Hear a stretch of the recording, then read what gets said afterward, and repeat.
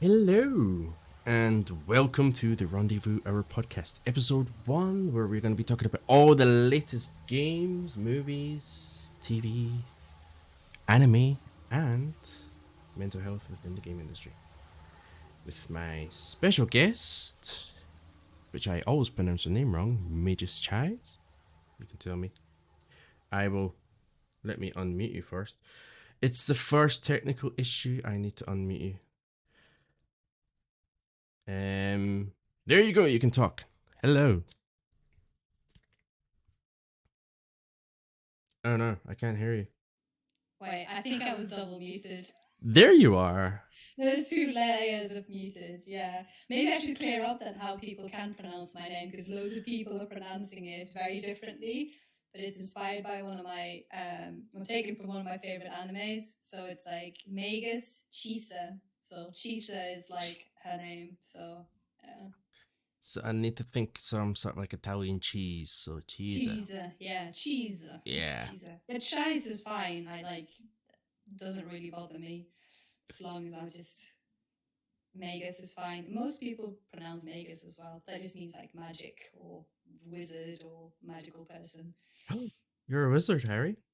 I am a wizard. I am a wizard. I do a lot of magic. Awesome. So I think everything is good to go. So what is the Rendezvous Hour podcast? I think I already did it in the interview. Intro. I can talk properly now. Yeah, this is something that I wanted to start back in 2022, and I actually had a number of game developers interested through LinkedIn and everything after I got the Into Games Award thing. So everybody was like, "Yeah, let us know when this is happening," and then Amazing. things happened and things didn't happen, but now we're here. And now we're here, yeah. Yeah, We're so kickstarting it. we are going to talk about all the latest gaming news first, and so we're going to go all the way back to January 31st when we had State of Play from PlayStation. State of play. Yeah. Yes, I nearly said State of the Game, but that's another thing. Yeah. So, what do we have? We had tons of things to talk about, and we are going to bear with me while I just do all this switching around because this is new. And here we go. And there we go. Oh, that's the comments. I don't want to read the comments. Not yet, at least. Yeah. Maybe you want to like check that at some point. But Yeah. I've not proofread them yet. There might be some uses in there. So yeah, PlayStation had its big reveal of all the games that are coming up for the coming year or so, and the ones I've got here that are in white here are my highlights, I guess. The other ones that are blue, because I've not clicked on them, I'm not as interested in them. But you did watch the trailers recently? Yes, I recently watched the trailers just to sort of get caught up on the news, which there's a lot of exciting stuff and there's a lot of what am I looking at stuff as well. I think my biggest one is I think we were talking before we went live was the Death Stranding because that's just something I have never played or never been exposed to, aside from knowing that it is a peculiar type of style. So I watched some of the trailer and I was like, I don't understand. What am I looking at? It is But it's bizarre. intriguing. Yeah. Yeah. I'm where we there isn't an actual separate article for it. There it is. There, Death Stranding 2. We're not going to watch the trailer because that will take forever. And well, yeah. As It's all like 9 Hideo minutes Kojima fans long. are. Yeah, it's a pretty long one, but it's worth watching in your own time. So please provide feedback in the comments. But yeah, I loved the first Death Stranding game. For the most part, I was just walking places. It felt as if I was just hiking. Strap some equipment on my back and then just walking from A to B, and which is a huge part of the game. But then as you're doing that, you're traversing mountains, so you're taking ladders about the place. There's all these interesting controls where you have to keep everything steady with the analog sticks and the L and R2 triggers. Of course, that's Yeah. different on PC. I don't know how it works on PC. Um, And then you've got these things called the BTs, which sort of monsters to be a more general kind of name for them. Mm, Which when you come into those areas, you have to be very, very quiet and very slow, or you can, gotcha. yeah, or they will attack you. They're like nightmares. But you do have your weapons and everything, and then there's all these very interesting characters as there always is in Kojima games. But Is there like a sort of thread of narrative and mission and objective going through these games? Because it seems quite strange and random and very abstract when you look at the trailer. I couldn't really gather any coherent like plot from the trailer. yeah, you're in some sort of like, to simplify it, it's like some sort of post-apocalyptic thing, and then there's this kind of new republic that's building in America, and everything come together, Mm. and you need to get from one side of the country to the other to reestablish that republic.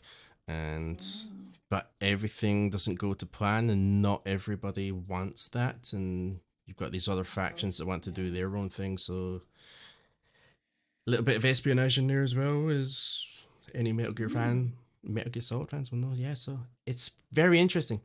But I never Mm. finished the first game because there was this part about 2/3 of the way into the game where you have this mountain region, and you were just going back and forth between this BT area, and it would take about an hour and a half to get through that area each time. Yeah. And I didn't have any other side quests or anything available to me, so I was just stuck on this one thing, and I had to go back and forth 4 times. Yeah. And Sounds a bit tedious. yeah, Easy to drop off at that point. but then the director's cut edition came out on PS5, which was a £5 Mm. upgrade, but I think I have it for free, part of PlayStation Plus Extra. So I may go back into it once I've finished the other games. Yeah. And then you can do two when that comes out. Yeah.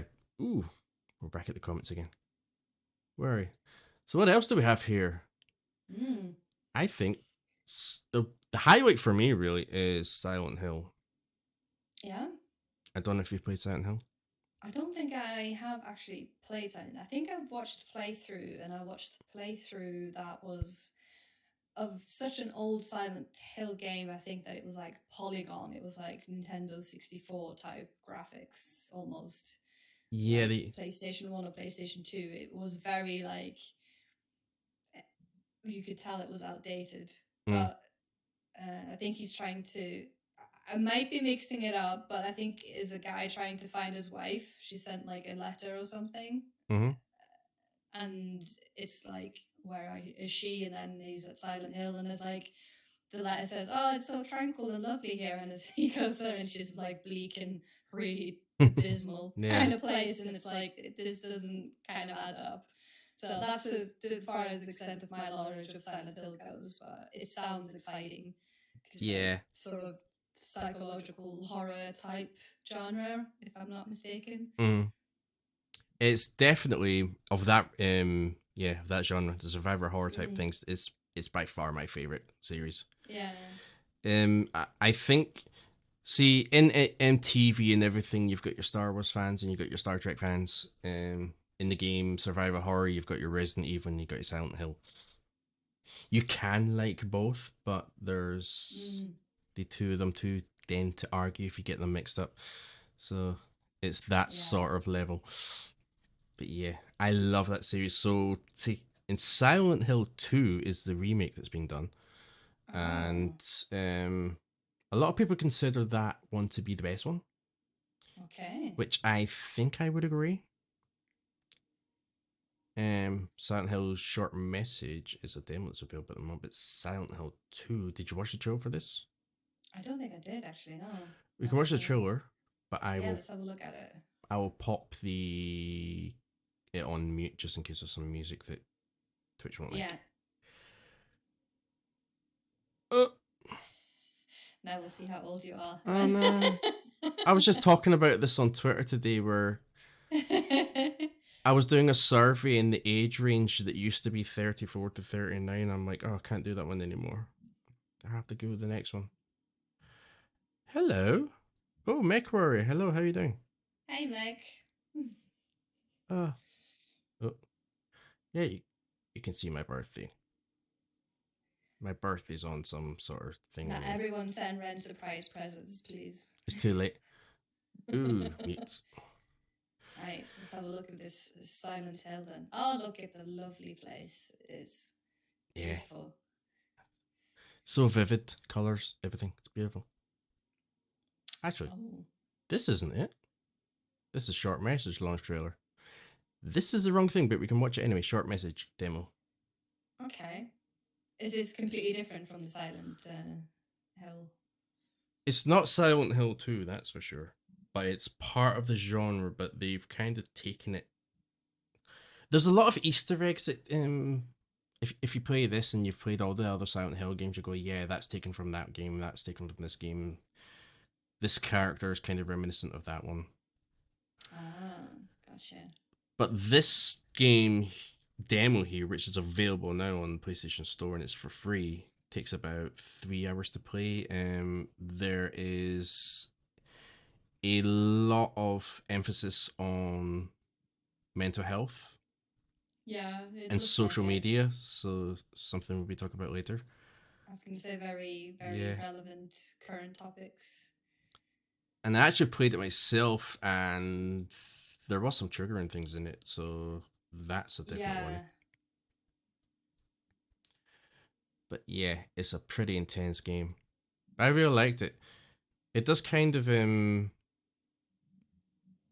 what's it do? Kind of babysit you in some places. But yeah, that's not the trailer that we wanted. Why did we get that one? This is the one. Here we go. Mech Warrior, how's life treating everybody today? Good but tired because I got woken me up at replying in text. yeah. Yeah. I got woken up at 1 o'clock in this morning by a friend that lives in a different time zone that I've not heard for 6 months. So that was nice. Wow. I'm tired too, but I have a busy work life right now. So that's kept me quite busy. Yeah.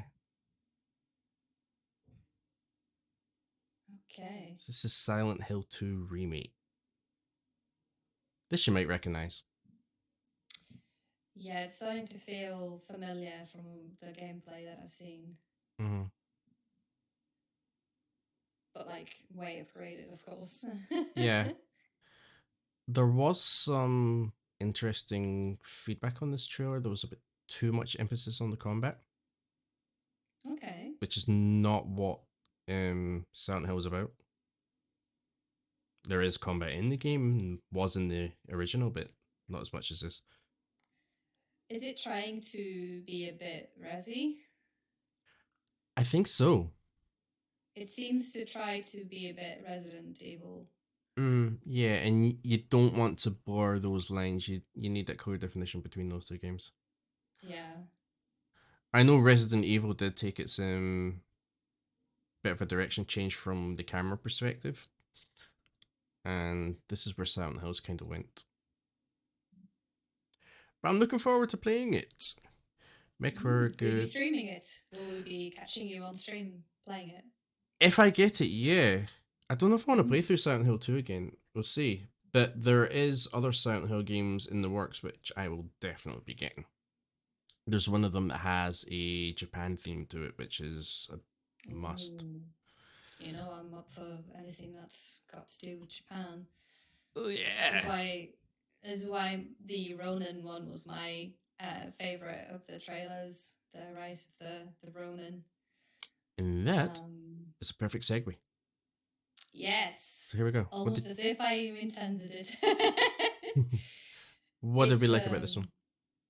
I what I really like is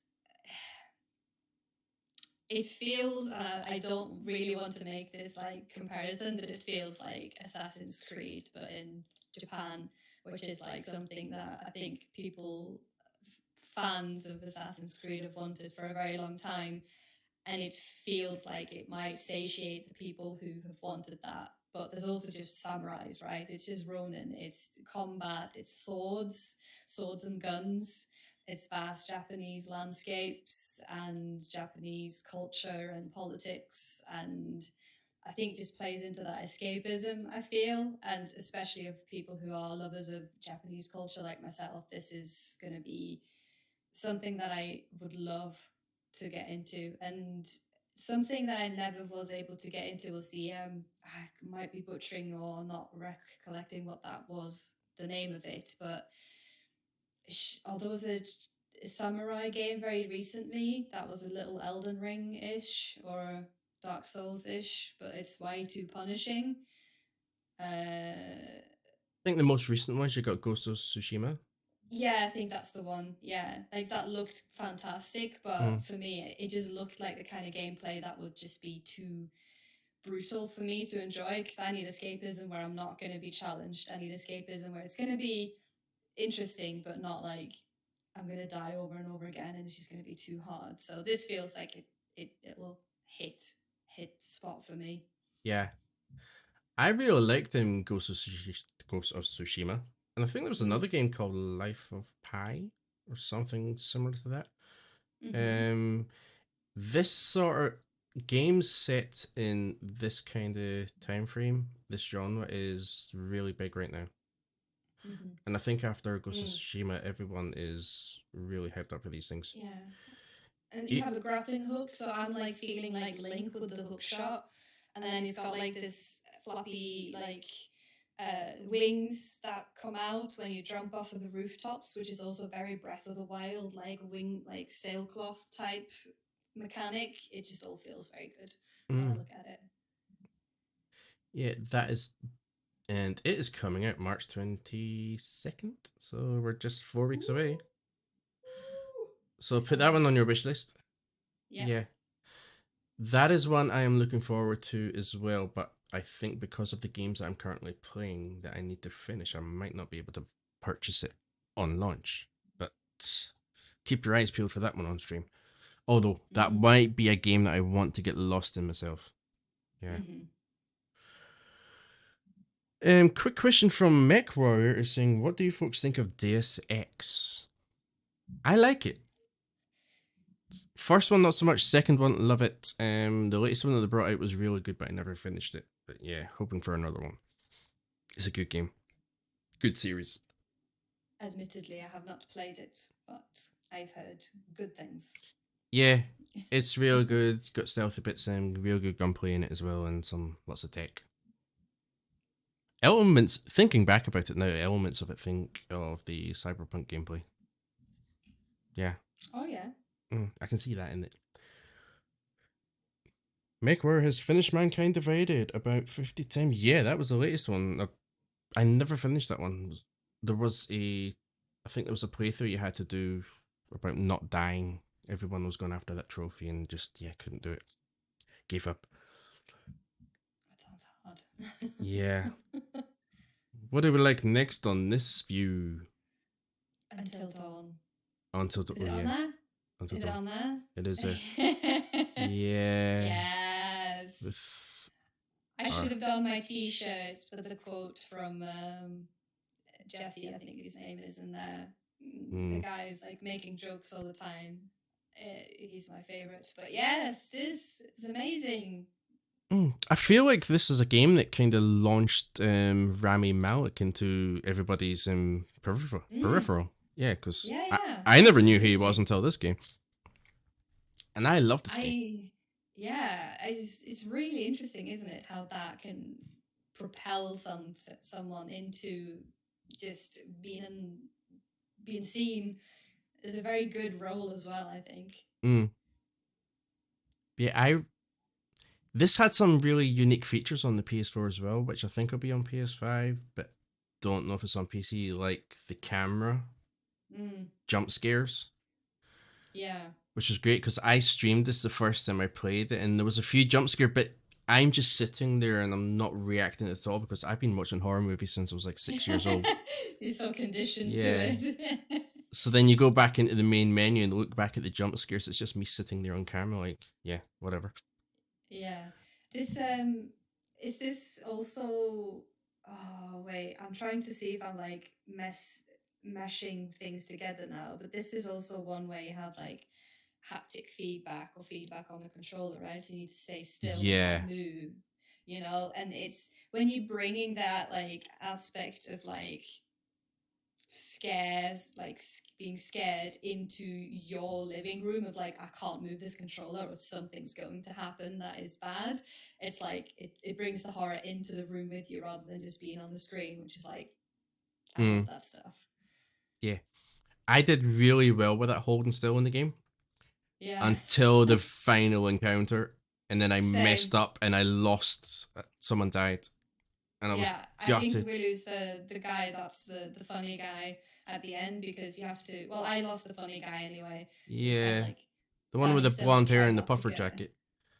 I Yeah, remember. We don't see a picture of him here, but we know who we mean. But yeah, I'm really looking forward to this. And there was an yeah. interesting thing I realized is, well, it's super massive or not actually work on this. It's another developer, right? Oh, In Ballistic Moon, they wow. they actually rebuilt the entire game, sort of. Well, not built it from the ground up, but they moved it over from the I can't remember the name of the engine, but they moved it over to Unreal.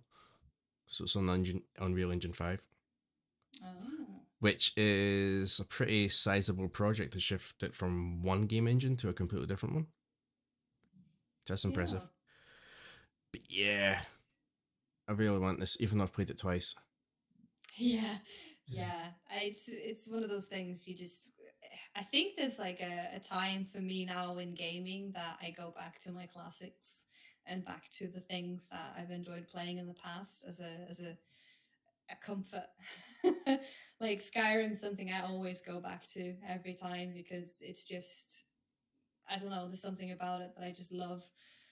Mm, So having things being remade and rehashed and like made to look more polished and going back to it is, I think, gonna happen more and more now. yeah, there's, there's all these amazing games that have been coming out over the years, and all these. I have a huge backlog on PlayStation Plus right now, but I still go back to my like go-to feel-good games.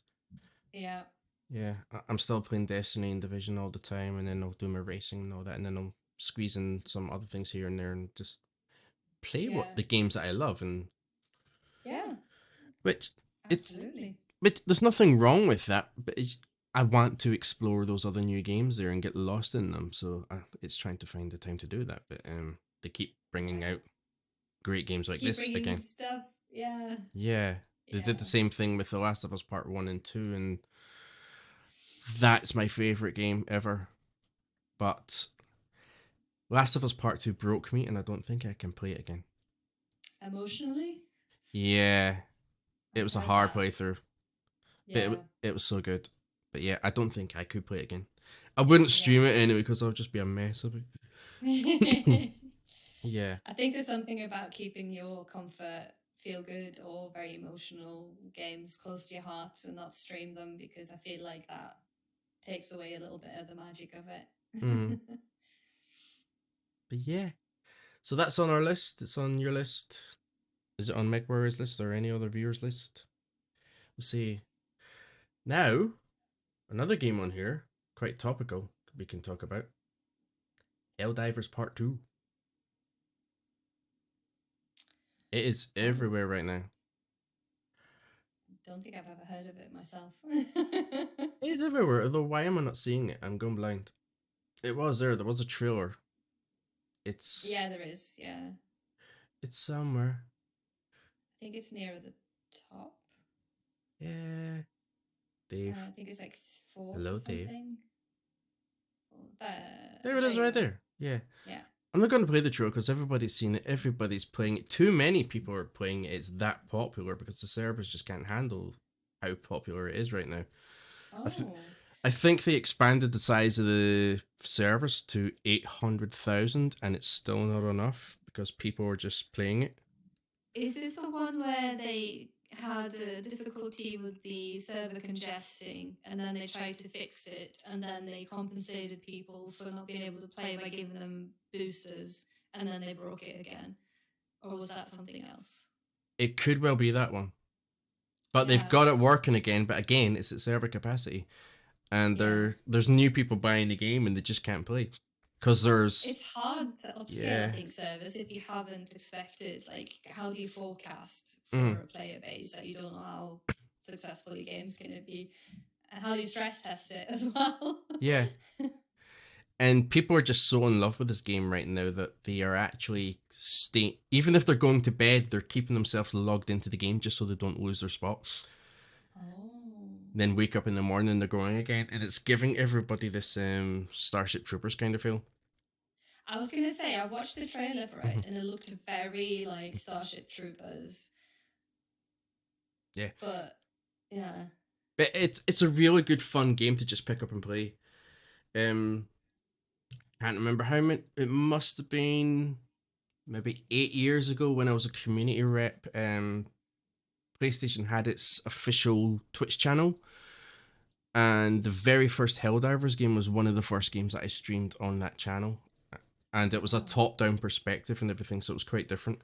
But it was really enjoyable, and so I streamed that for a couple of hours on that channel. Then community reps from Italy streamed it, and then France, and then so on, and we went all around the community, and everybody loved it. And this is just like nice. seems to be like 10 times better. It's just how long will the hype for it last? Hopefully it continues. But Yeah. you know what I think the industry is like now, or the younger generation is, our attention spans are already looking for the next big game. Mm. Yeah. Starship Troopers style Slaughterfest. That sounds like a good description for Yeah, that's exactly it. And then you add in all the humor from the streamer themselves, because it's really popular on Twitch. I think it's one of, if it's not the top, it's one of the top games on Twitch right now. Nice. That's good to know. It's not my Mm. type of game, so it's nice for me to know what is popular right now, especially in the shooter genre, because I'm Mm-hmm. not a shooter unless it was like The Division back in the day and then Borderlands. So yeah. Yeah, which we might talk about Borderlands later, because there is a movie coming out. Mm. Oh yes, there is. Yeah, Yes, I forgot about the movie. it's looking much better than I thought of. But back on topic of games that you are looking forward to, this is one, right? Dragon Dogma Part 2. Yes, it is actually. I will admit that I have not played the first Dragon's Dogma, but watching this trailer instantly gives me sort of Skyrim meets Final Fantasy meets Monster Hunter type vibes, because it's got dragons and it's Mm. got you're fighting. It's Capcom as well, so you Mm-hmm. know can't go wrong with Capcom. It's Yeah, yeah. I always love the stuff that they publish and give out. Uh, yeah, it just looks like a lot of fun. It looks like look at this dragon, and you've got magic being thrown at it, but then you can jump onto the dragon and start whacking it as well. It's like how cool is that? Yeah, that bit This right is there what reminds sold me of me. Dragon Age Inquisition. Yeah, Mm. yeah. This is just it. Like it just looks so much fun. Mm. Definitely. I like the Monster Hunter vibes I'm getting. It's just like the size of the monsters, and the same with Final Fantasy. The last one that I played, Final Fantasy 15. It's like you're adventuring around, and then you meet these gigantic beasts that you need to take down. You know, they're going to take you a good 10, 15 minutes to do, rather than getting one shot. So I like it when it has big monsters that you Mm. fight and have to use tactically your magic and your abilities to get it down, so long as it's not like a 2 hour fight. Although in 15, the big adamantized tortoise did take me a full 56 minutes to do. But this just looks epic. I can't wait for it. Yeah. I think this is a game that wasn't on my radar, but after seeing the trailer last month, yeah, Yeah. I want it. Because I love Skyrim. Skyrim was my first Elder Rings game. Elder Scrolls game, sorry. Um, and I got hooked on that. And then Dragon Age Inquisition was my first Dragon Age game, and I thought that was better than Skyrim. And then I moved on to The Witcher 3, which was my first Witcher game. So I came in late to all these series, and every one just got better and better. But I miss dragons. Yeah, there's something about dragons. Yeah, It's just, it's a big selling point. yeah, it really is. And it's just, I love the fantasy RPGs. It's just something about yeah. it looks like it'll have like a really nice vast landscape as well, Mm. and worlds which I'll get lost in. See, I think it's sort of on this Monster Hunter Souls type spectrum, but somewhere in the middle, Yeah, and that's a yeah, it happy place seems for to. me. Yeah, But yeah, this looks really good. yeah, can't wait for it. So yeah, we are spending our money. Yeah. What do we have next? Anything else that we want to pick out here? I mean, Mm. I mean, Sonic's there. We all love Sonic, right? Unless you're a Mario fan, but you can like both. I've actually never played a Sonic game in my life. Really? Wow. Yeah. You I've have to fix seen that. playthroughs, but that's mostly, not sure if you're aware of them, but they call themselves the Game Grumps. They are Sonic, well, Aaron is a Sonic fan and he plays a lot of the Sonic games. Sometimes they're a little hit and miss with the execution, but sometimes they're just fun. They end up being quite platformy side scrollers most of the time, but when they try and get into big worlds, it seems to be difficult to balance that with what the game originally came out as, like a Yeah. side scrolly thing. So, oh, I have a cat just going Hey, nuts Jax. now. Wants to be part of the podcast. Yeah, it does. Yeah, for me, when Sonic went away from your typical 2D platform and it went into the like 3D thing, which Mario World did, I think Sonic Adventures on the Dreamcast is the only one that's done it right. Mm, yeah. And I've not liked any other Sonic since. Yeah, it just for me, like whenever I see it, and it just seems to struggle to make that transition from what it was to something new and updated. And it's hard to redo or try and change that formula of what was good about Sonic and do it in modern times, I guess, is what I'm trying to say. It's like, because you have speed is at the essence of Sonic games, right? How do you do a big game that's modern with going really fast? It's hard because you're just going to see all of the blurry landscape and trying to load in things. And I think like it's probably a huge challenge for anyone developing a game like that, how you have the game load in assets, for example. It just seems a little difficult for them. But it has a really dry, fun humor, which I enjoy. Like, I think the Sonic humor is very, like, makes you laugh even though you feel a little bit, oh, I didn't want to laugh at that, which I Yeah, always think is pretty fun. yeah, cringy humor is always good. Yeah, it has that humor that you just kind of go, oh god, okay, fine, that was kind of funny. Mhm. Yeah, this one is kind of on the edge of my radar. Yeah. I'd be interested to see it because when I looked at the trailer, I think maybe they're getting closer to being able to do what they want to do with the Sonic games. Mm. And having generations, I think, do we have like a former Sonic or a Sonic in a generation? Like, is it a son? Is it a previous version of Sonic that's like joining him or something? Because it looked like there were two in the trailer. So, like an old Oh version. yeah, you got the Shadow Sonic as well. Yeah, the Shadow Sonic as well. Yeah. It'll be good, but yeah, I think that's much of. Well, it's not all of it. There's a lot of games here to cover. We can do an entire podcast on Just one the game. yeah, just on that one game. Yeah, especially Death Yeah. Stranding. Half the podcast will be the trailer and then talking about it and trying to make Yeah. sense of it.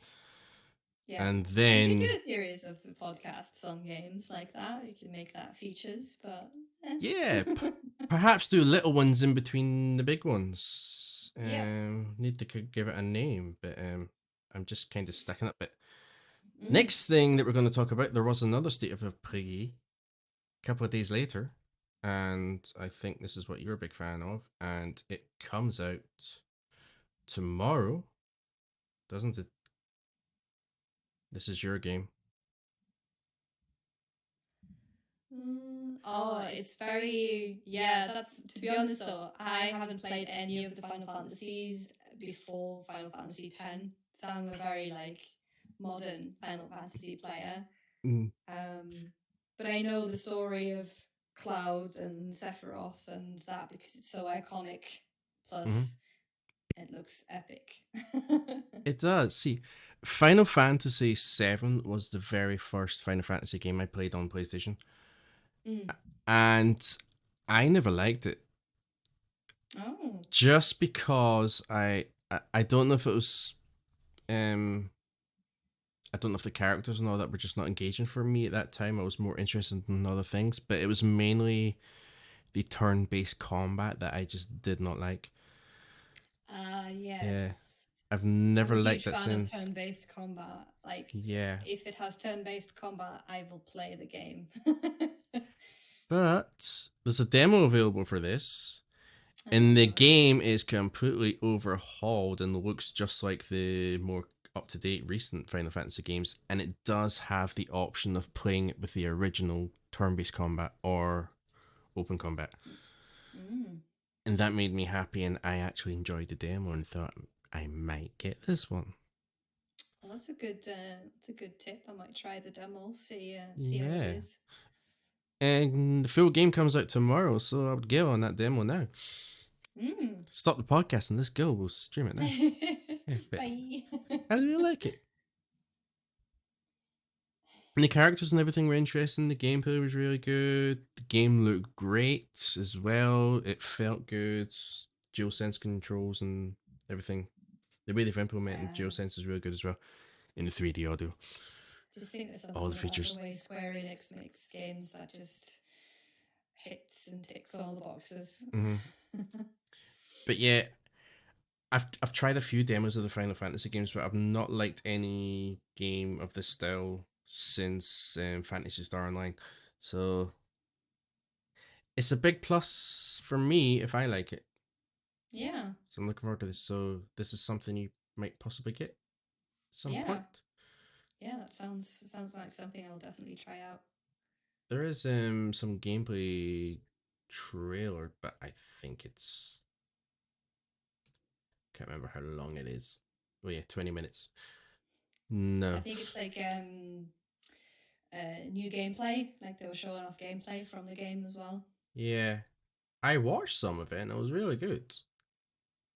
I mean, the game looks amazing. It does, yeah.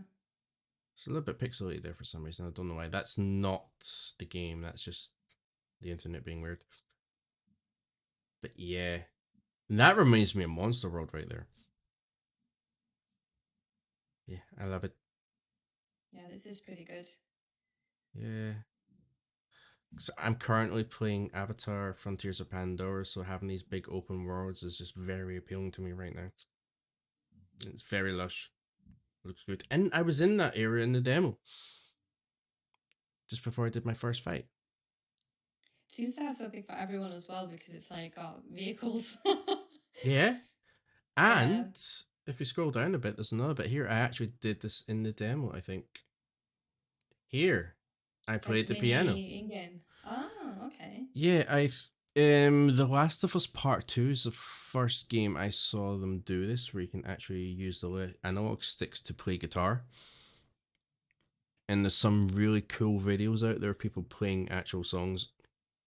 It's amazing, and it's in the new one as well. And now they're doing it in Final Fantasy, so it's becoming a really popular feature to do. Yeah.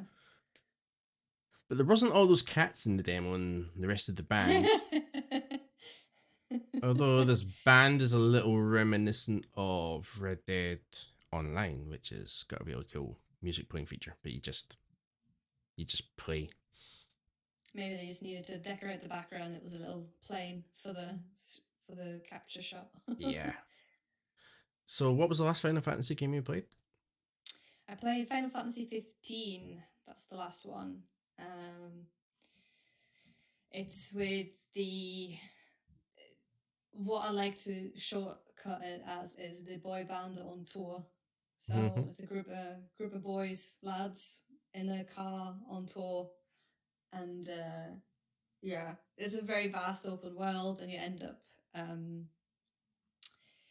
getting these, like, as always in Final Fantasy, these like big summons, which are really interesting. And there's, I forget completely what the plot was about, because one thing that I'm really terrible at is getting through narrative and remembering it. But I found it to be quite entertaining as a game.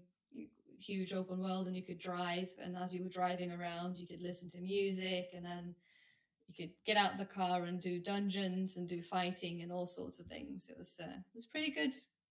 I've Hmm. been wanting to get the latest one as well, but I think so far it's only on PlayStation, and I think I was deciding between Diablo 4 and the new Final Fantasy, and I ended up getting Diablo 4. Yeah, that was one of the reasons you got the PlayStation, right? Yeah, it was. Yeah, yeah. So I think So, I should definitely get it and play the Final Fantasy yeah. 16. Considering you're actually playing the older Diablo, or you prefer the older Diablo, right? To the newer one. Yes. Yeah, Diablo 4 was for me quite disappointing, and I say that as someone who has played Diablo since the first Diablo came out. So I've played every game in the series. Diablo 4 just lacks the replayability, the past endgame replayability that 3 has. Because in 3, you can go into these rifts and do endless dungeons and get seasonal gear. They'll have like recurring seasons, and it always pulls me back in. But with 4, they just haven't managed to get a formula for that that brings me back in, and it's a little bit too meta in terms of all of the stats and the upgrades and the character builds and all sorts. They've taken inspiration from Diablo-esque games like Path of Exile to try and enhance the gameplay, and it's done wonders in some areas, but it just didn't hit the mark for me. So after I finished the narrative and the story, I was like, I just don't see the appeal of any of the seasons. And they've struggled with the seasons as well. A lot of the community have given feedback that they haven't enjoyed it. So they're trying to amend that by doing some changes, I think, to how the seasons are set up. Yeah. Mm. It's not a game that I ever got into, but I remember you getting me into playing Path of Exile. Yeah, Path of Exile Yeah. is actually quite fantastic. For free to play as well. You Mm-hmm. just play it, and it has seasons, and it has expanded content.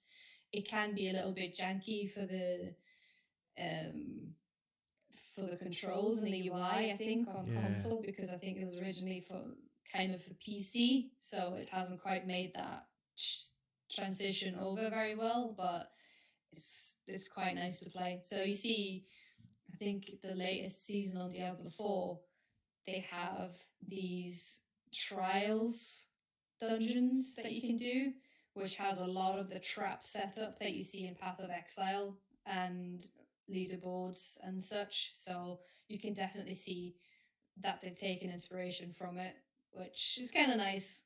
So there are new aspects to it, but it just still just doesn't feel like something I could play over and over and over again and come back to all the time, which Diablo 3 definitely is. I still play that. I Yeah. have it on 2 different platforms. I have it on the PlayStation and the Switch, because they made it onto the Switch as well. I actually watched you play a little bit of the latest one, didn't I? Mm. Yeah, yeah. Yeah,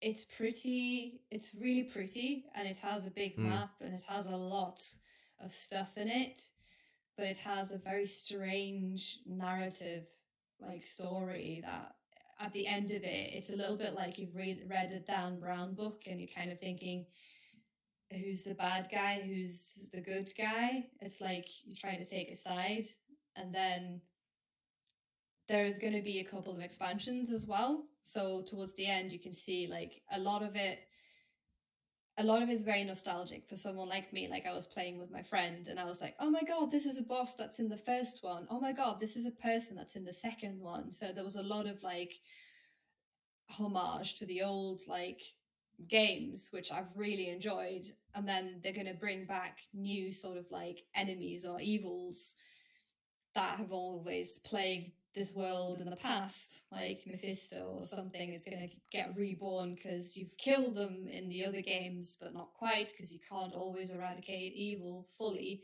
So some of it feels a little bit like rehashed Yeah. a bit as well. So it's like, eh. As someone who plays a lot of Destiny, I know all too well Yeah. about rehashing content. Yeah. Yeah. Yeah. It's like, it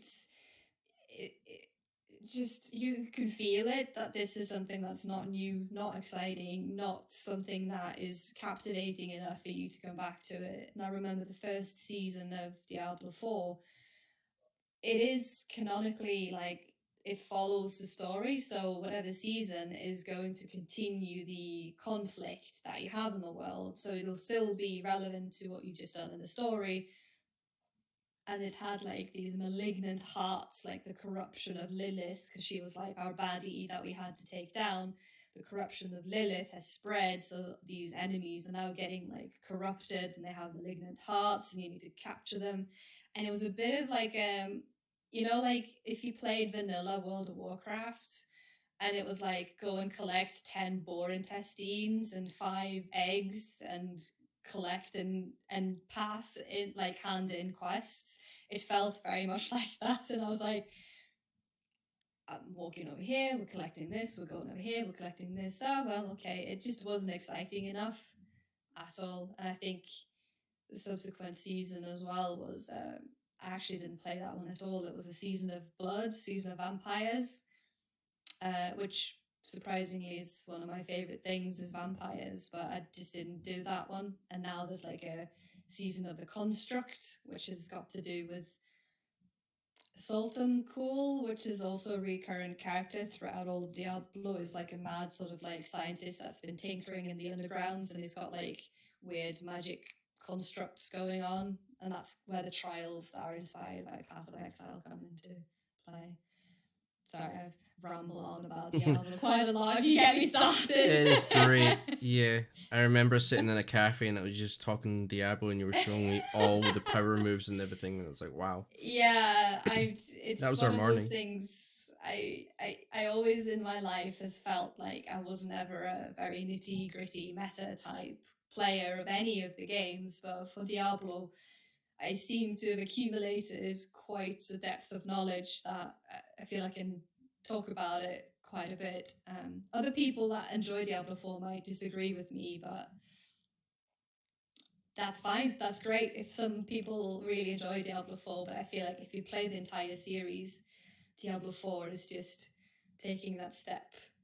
It's simultaneously taking a step too far from a formula that works and then being too familiar that it's like feels redone. Like, it's like it couldn't quite decide if it wanted to completely reinvent itself or just continue down the path it's always been.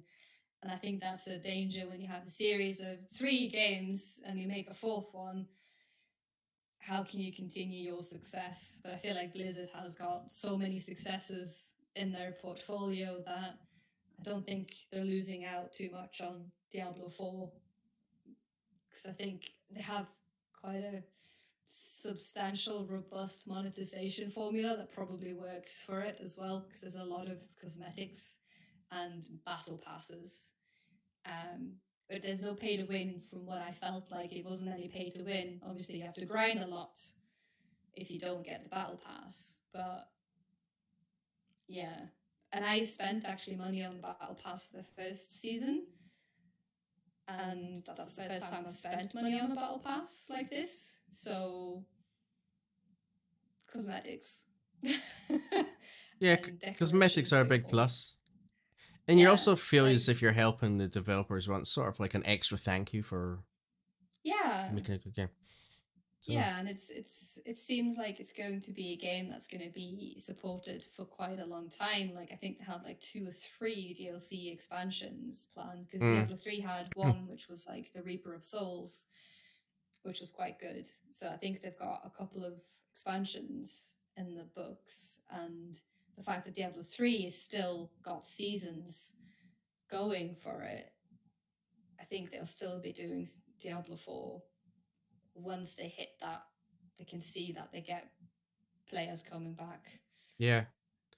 Yeah. And I think they're going to get a huge influx of players soon, which is a nice segue onto our next topic because Mm, Xbox had their own little podcast earlier, and part of that podcast was to do, well, they mentioned because their acquisition of Activision and Blizzard, Diablo yeah. 4 is coming to Game Pass. That'll So be interesting. Yeah.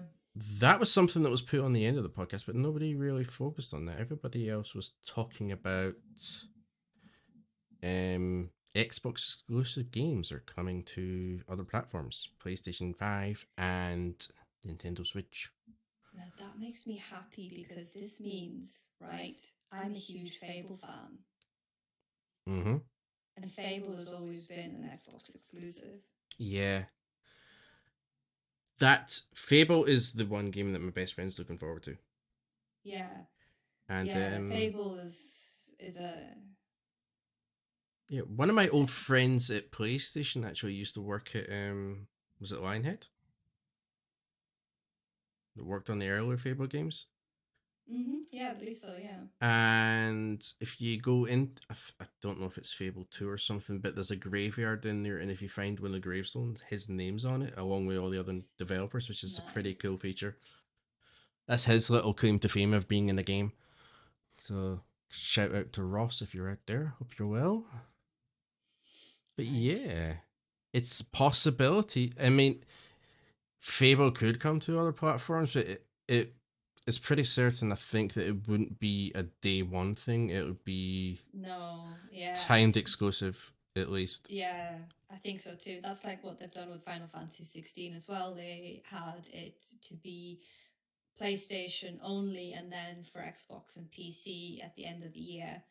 Mm. Um, so regardless, I think if they do that for Fable, I would most certainly wait and be able to wait because, yeah, I'm excited for that. Well, if they bring any games to other platforms this year, Senua's Saga Hellblade 2, please. I will be able to play it on PC, but please give it to me on PS5. Yeah. See, there's all this talk and rumors going around with Xboxes, like, is Game Pass going to come to PlayStation? Which I thought, nah, that can't happen. I don't even know if PlayStation would allow that or want that. Mm-hmm. But I remember there was Yeah, same very here. few exclusives that Xbox had. Hellblade being one of them when they bought that studio. And Mm-hmm. you had Alan Wake and games like that. And that was the only thing that got me interested in possibly purchasing Xbox, but it wasn't enough. And then they did Game Pass, all games on Game Pass available on Xbox are also on PC. Yeah. And for me, that felt like a huge kind of like self-inflicted win to Xbox. Because why then would anybody on the PlayStation then buy an Xbox? Because a lot of people now have either one of the consoles and a PC, Yeah. or Yeah, people tend to usually. have an Xbox and or a PlayStation and a Switch and a PC. Yeah. So Yeah. they shot themselves in the foot with that one, which I never thought was a great marketing thing. Mm. And I mean, it's a way above my pay grade, but I don't think Game Pass is doing as well as it's advertised it's doing by Microsoft. They keep their numbers very close to their chest, even their console sales. Mm-hmm. They stopped telling everyone what those sales numbers were a couple of years Yeah. ago, didn't they?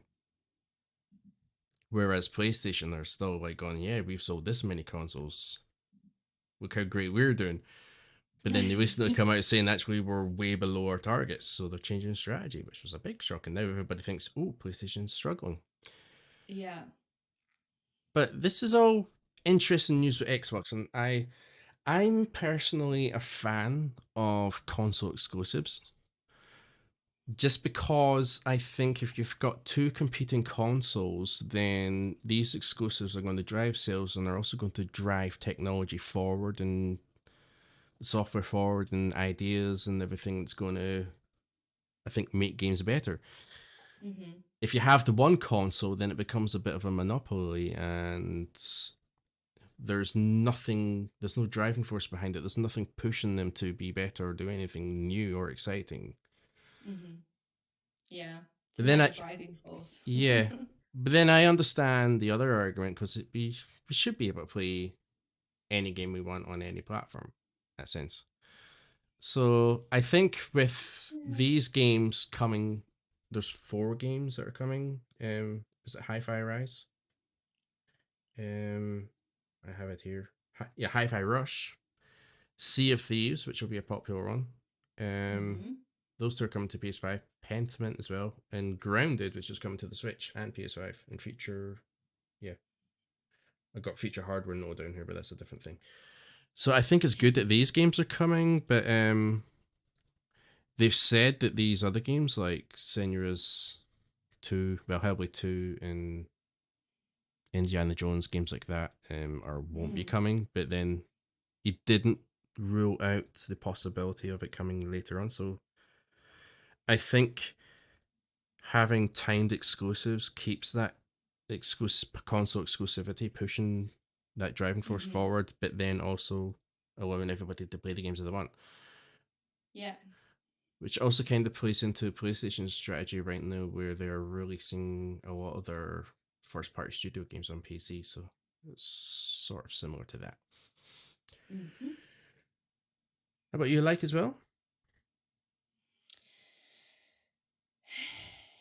Yeah, I think I remember there was a time where I was angry about like console exclusives, but I feel like I chose a side when I chose PlayStation.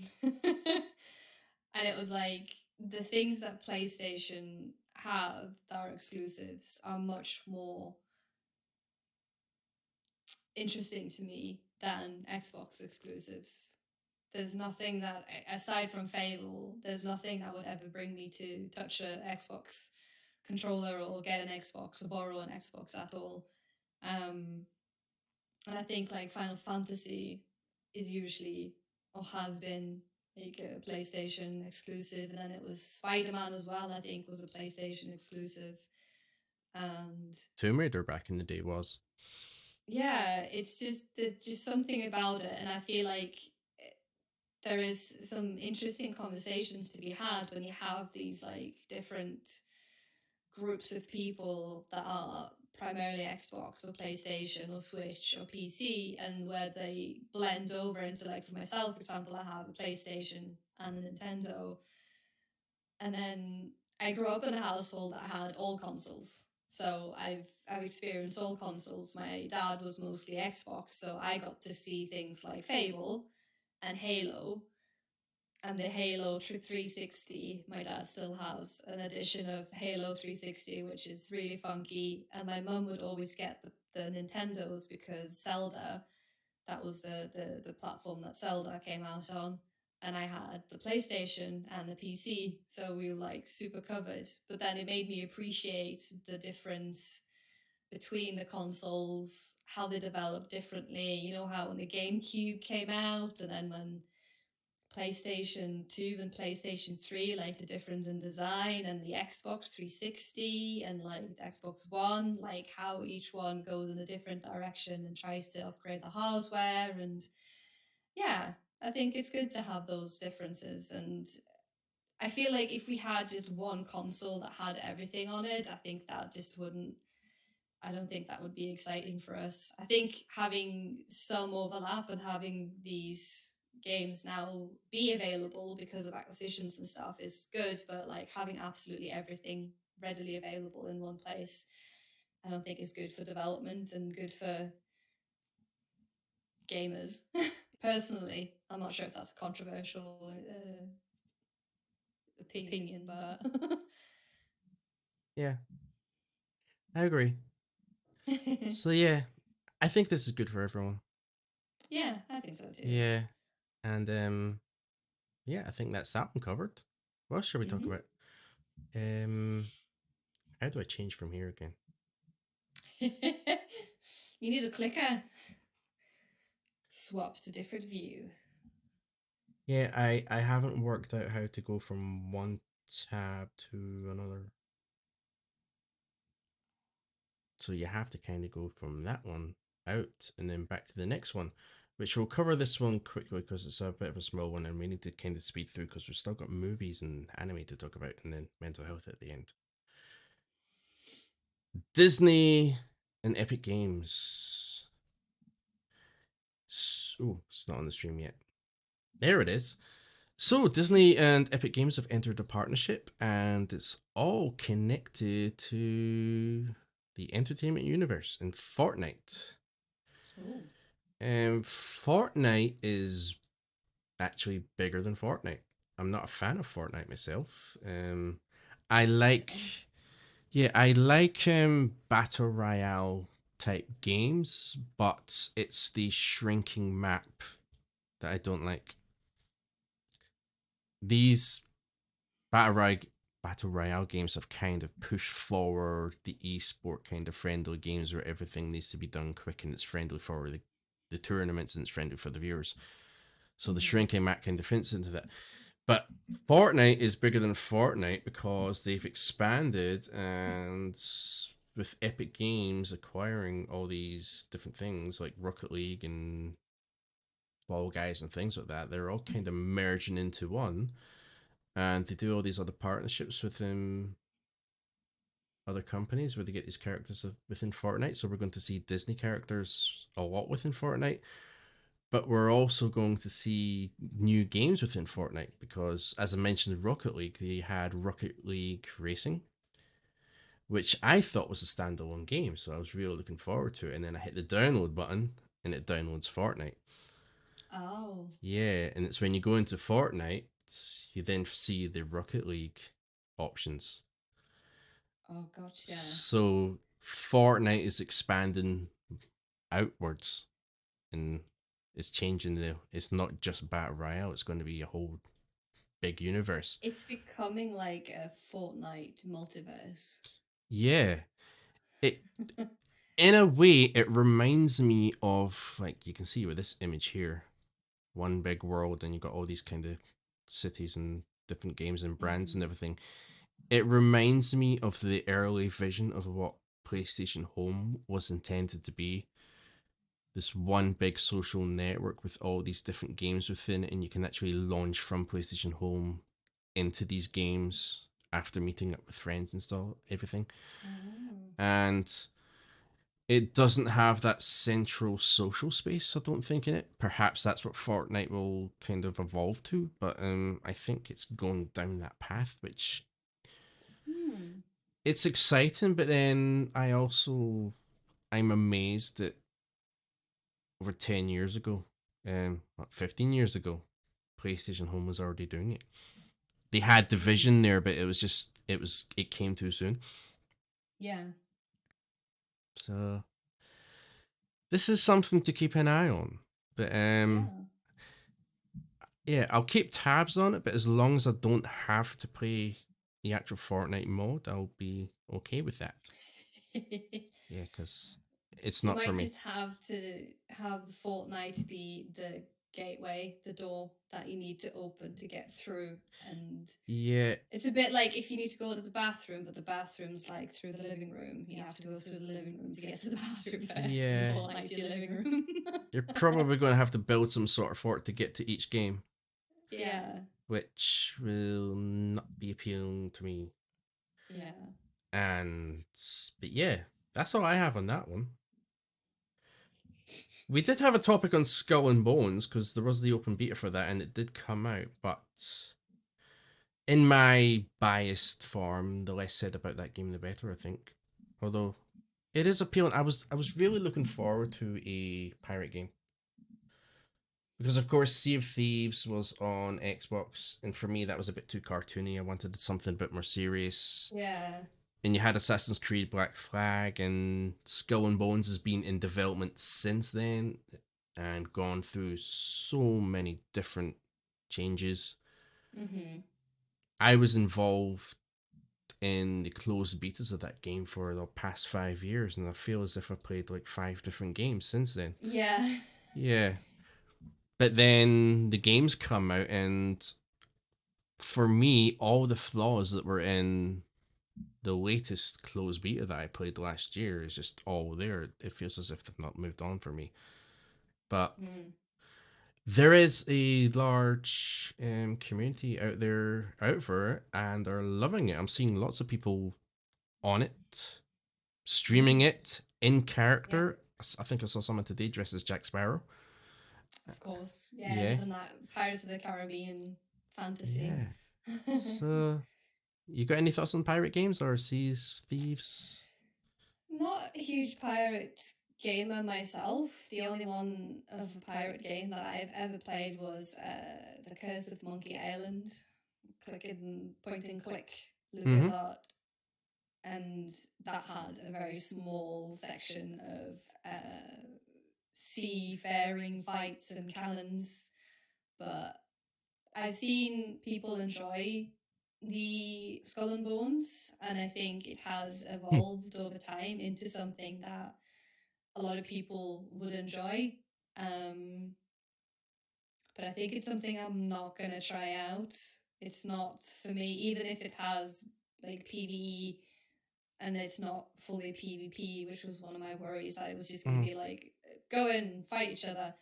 But I just never have. It doesn't have the hook for me to go in and play it. So for me, I'll let that sit with the people who enjoy that kind of stuff. So Yeah, yeah, I think just the closing comments on for me is I think its main appeal is to those people that do like pirate games. But yeah, its best selling point is it being a social game. It's yeah, something to play with friends. yeah, Yeah, maybe that's why I didn't enjoy it as much because I played the entire thing on my own. yeah, But yeah, yeah. yeah. So next topic, and it is dire news. Hello, Kitty. I just wanted to show off that Shax is just. He looks very bog-eyed on this one. He's like one eye just looks like it's looking in a different direction. Do you ever worry that at some point during this stream it's just gonna pounce? Um, Just don't put any sometimes. catnip on that hat. Yeah, Yeah, exactly. it'll go. Yeah, he tends to jump from big heights, usually from the window onto my bed in the middle of the night, and I get the biggest scare of my life. But yeah, he goes down on the kitchen counter before he comes down to the floor, so Mm. you'll just see him in the background. See, we'll try not to keep Jax waiting too long because I know he will want to sleep. But we got our final gaming topic here, and it's very up to date news.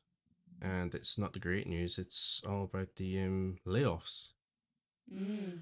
Which I wouldn't say it's latest news because it has been going on for over a year now. Mm-hmm.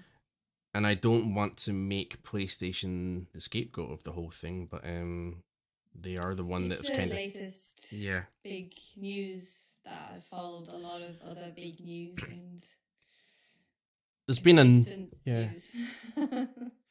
There's actually been a number of small studios announced closures and layoffs since this big announcement Mm-hmm. yesterday. And it's Yeah. really sad to see them. I mean, it's always hard to see any layoffs, but because I spent 7 years in some sort of community forum at PlayStation, this was a bit closer to home as Yeah. a lot of these people that have been affected.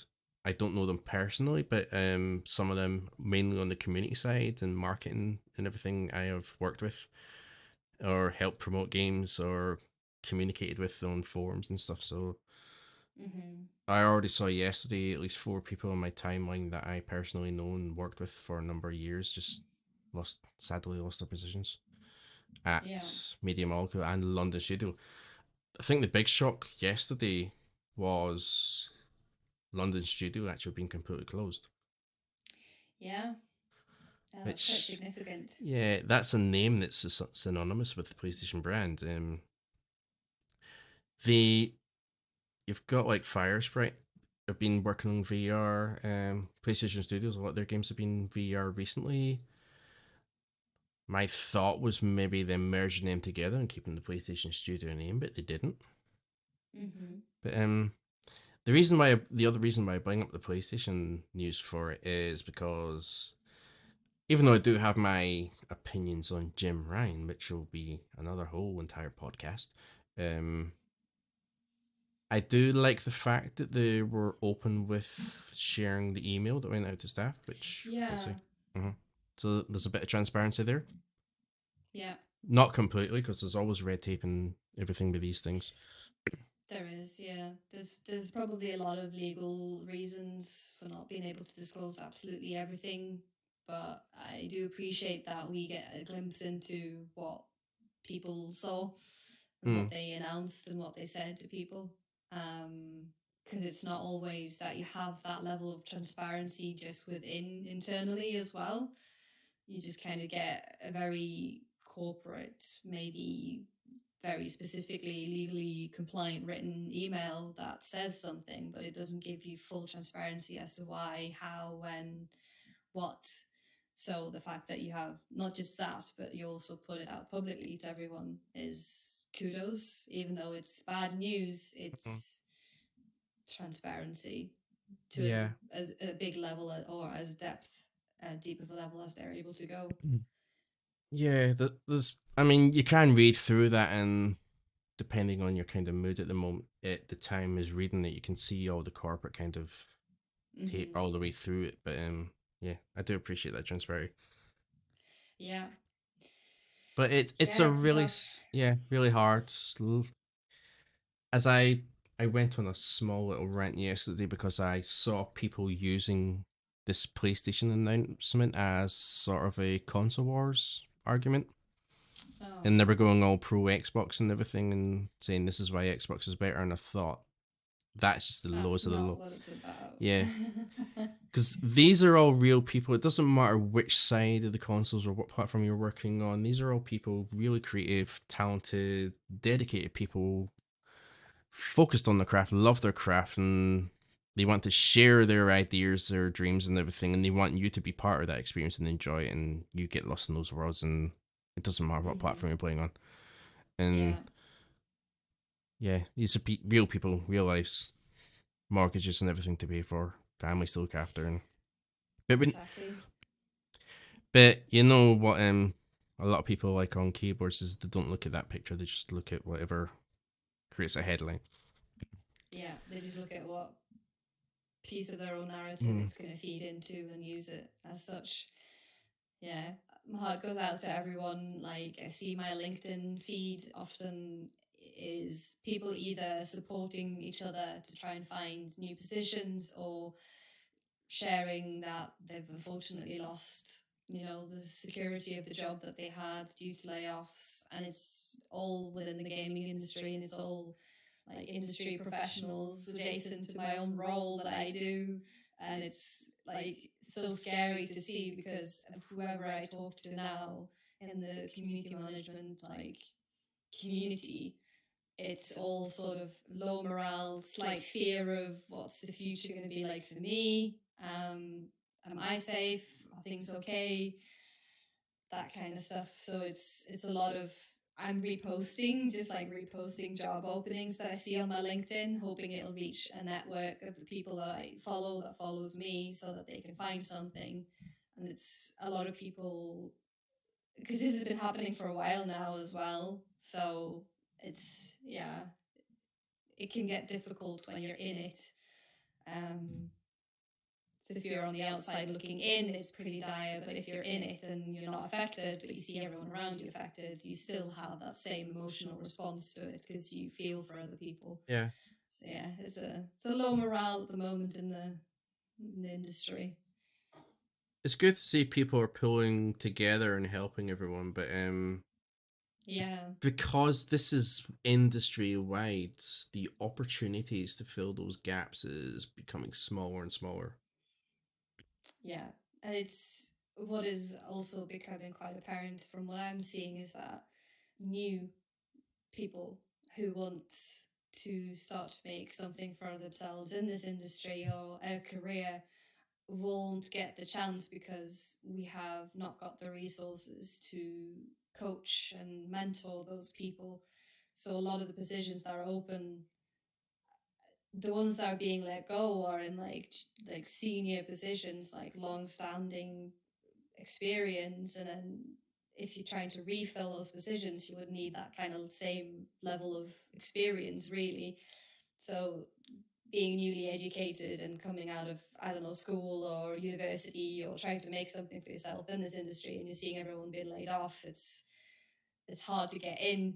And once you're out, it's also hard to get back in there. So it's like, Yeah, that's what I'm finding. I can't get back in as much as I've yeah, tried, even yeah, before all these it's layoffs hard. started. Yeah, But it's really difficult. it does make you wonder what kind of. I know the economy and everything's been really hard, and all the inflation, and you've got all these wars and Yeah. stuff going on around the world, which all kind of comes together. Hmm. And there was a ton of investment that went into industry and projects during COVID because of lockdown and everybody changing strategies. Hmm. And the time frame of games was longer because people were having to work remotely, so that was costing more money, and it all comes to a head. Hmm. But the sad thing for me is it's the people that are making these decisions to make the layoffs and all that, they're the ones that don't get affected. Their jobs are mostly safe, Hmm. and whatever bonuses and everything that it gets, which makes more people angry. Yeah. Why can't they Have you offset seen? that kind of down to their employers? Have you seen Go on. the what was it? I can't remember now. I want to check my facts before I say something, because it's like, when you have a vague idea of something that happens and you don't want to quote it wrongly. Mm. Oh yeah, it was the uh,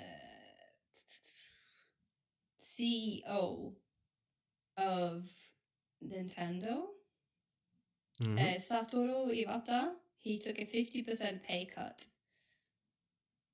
when they were struggling instead of laying people off.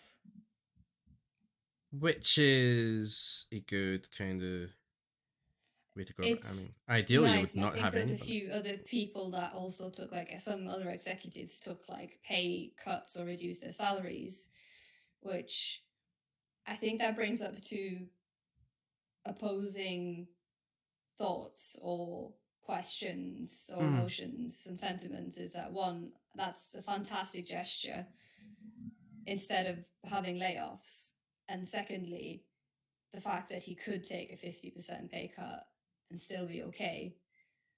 Yeah. Was he on a pay that was realistic in the first place? I think that's something that most people will be like, well, if you take a 50% pay cut and you're fine, should that money have been yours in the first place? Mm. But then if you can, you should take it from where you can. And usually the CEOs and the upper, layers of management will have that kind of money to put aside, I guess. But yeah, it was just an interesting one that I saw. That was quite. Yeah, and I think over in that side of the world, in Japan mainly, they've always tried to lead by example with these things. Mm-hmm. And whenever there has been something like this, they've always been the first to own up. And I know these sorts of things, it brings great shame on themselves, and they usually come out with a very public apology to these things. I remember when they had the whole hacking thing on PlayStation all those years ago, Yeah. and that was a huge thing over in Japan. And then everybody else around the world kind of fell in line and followed suit. And I think Nintendo doing this is leading by example. But then it does bring, again, as you said, it brings into a question: if you can take that 50% cut and still be good, then Yeah. maybe I a bit think more. that's the two sort of sides, I think, that began talking about the good and the bad about that. Because you have the ones that are like, oh my god, like what a selfless gesture of, you know what, I'm gonna take less money so that I don't have to lose any of my staff. And it's like the other side was like, well, if you can half it, like, that's a lot. Where could that money have gone instead, kind of thing.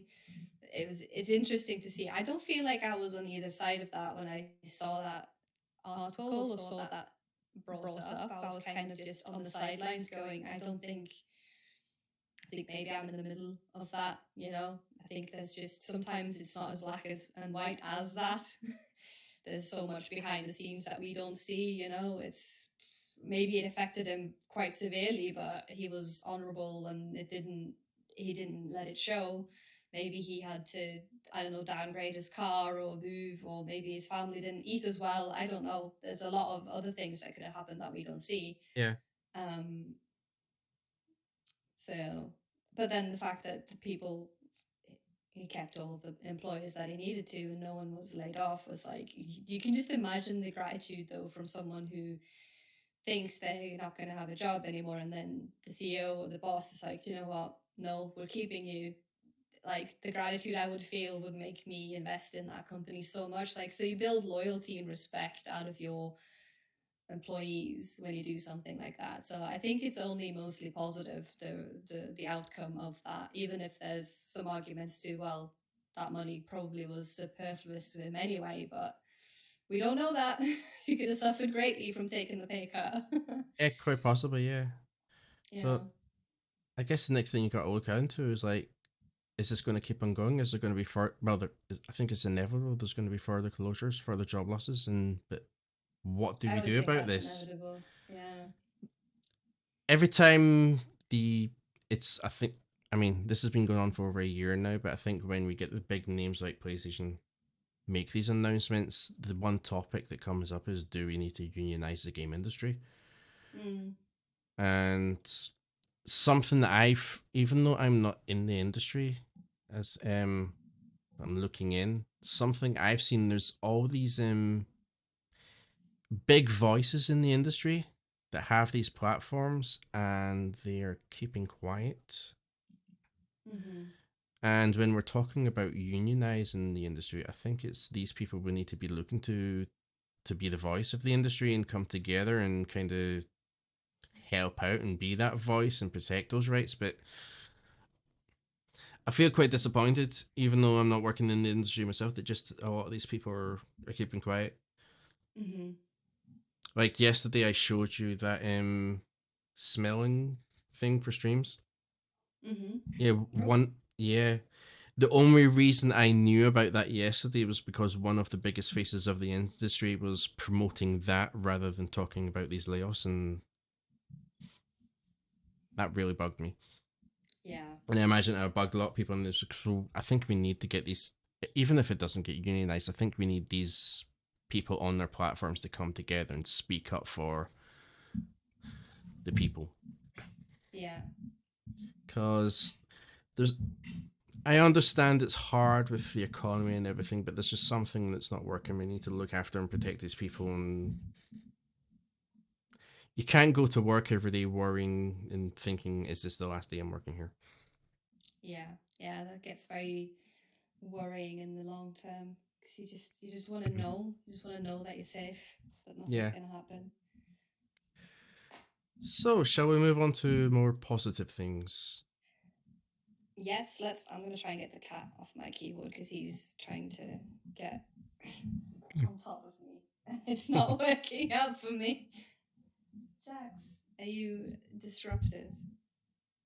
We gotta get you a cat cam. Yeah. Well, you sort of had one before with the laptop camera, right? Yeah, I did actually. Yeah. I mean, we've Hmm. got. You can see him here. Just There he is. he likes to flop down and protest. Okay, kitty Just wondering what's there on the end of the finger. There's like nothing. So, cat. oh. There's no treats, no nothing. I think I can sneakily get him some treats without disrupting my setup. Mm-hmm. Maybe. Yeah. Do what you need to This do. is, I was going to say, this is real authentic podcasting of real stuff happens in real time. Yeah. It lets everybody know this isn't pre-recorded.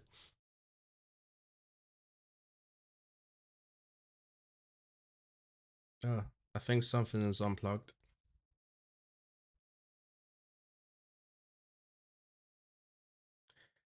Have I lost you?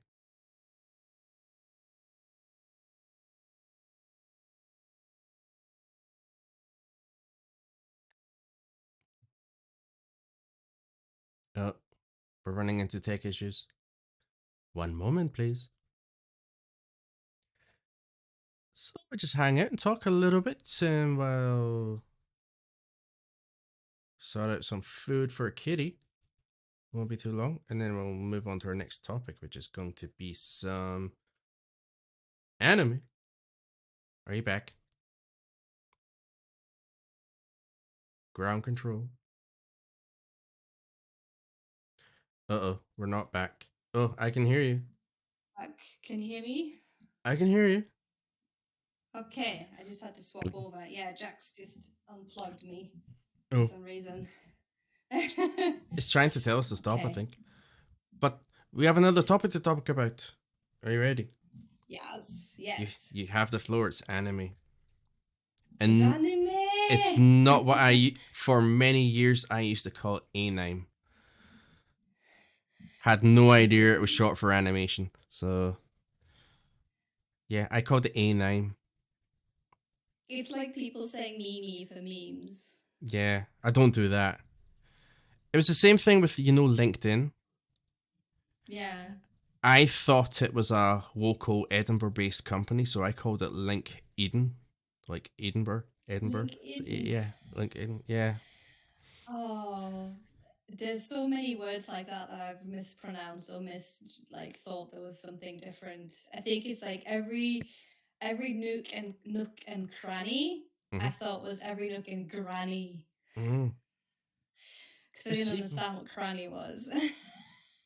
I remember just recently, a couple of years ago, I was streaming Act It Out by Snapfinger Click, and one of the prompts that I had to act out was "nip it in the bud," Ah, yes. and I was acting it out, and for the last word, I was pointing to my butt because I always thought it was butt.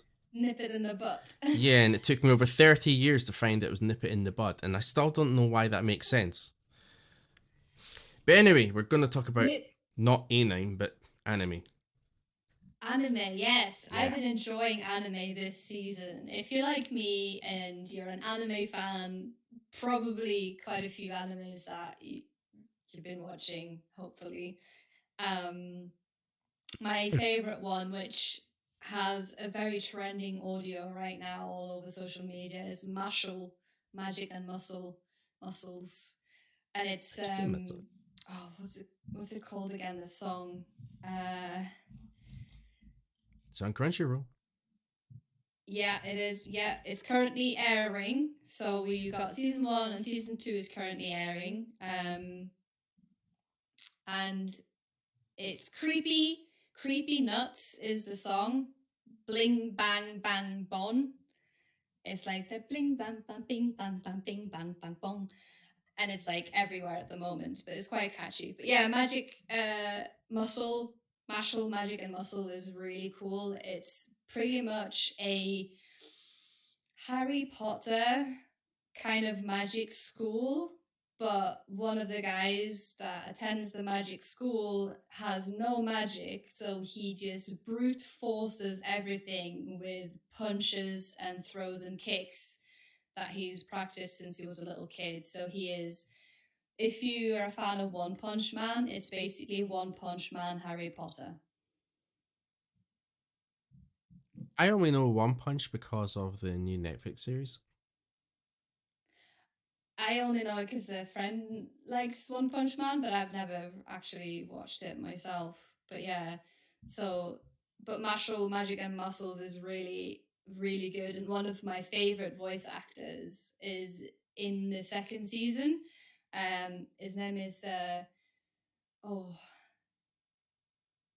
Koyatsu Takeshi, I think Koyatsu. I need to double check that, but he's got a very distinctive voice, and he's the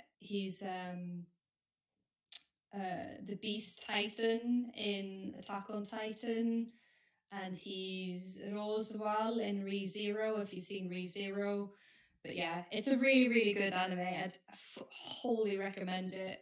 And another anime that's quite popular now, not just in the West but in Asia as well, is the Apothecary Diaries, which is a very like period anime. So it's like back in the day of like empress and empresses and big castles, and it's quite good. About a very smart apothecary girl who's a bit of a Sherlock Holmes. She just finds all of these signs of people doing scheming political things, and she loves to experiment with medication to find out stuff. So she's quite quirky as well. But yeah, that's a really fun anime at the moment. And then we were discussing before we went live, the Demon Slayer movie Yeah. is in the cinema. That's the one I'm looking Which forward is to, and it's exciting. because it's just about the Yeah. only recent anime that I have watched. So, and you Yes. got me into that, and I loved it. Demon Slayer is really good. Demon Slayer is really good. It's the movie will have the recent series that just aired, the Swordsmith Village, and then it will have a sneak peek into the first episode of the next arc, the next season, which is going to be the Hashira training. If you haven't watched Demon Slayer, it's quite interesting, quite brutal, very lovely animation style. So some of the animation and colors and everything is just absolutely fantastic in it. It's changed Um, from season to season a bit. I found. yeah, it has, and I think also you can see Tanjiro, like the main character protagonist in it. You can see how his character design is developing as he's growing.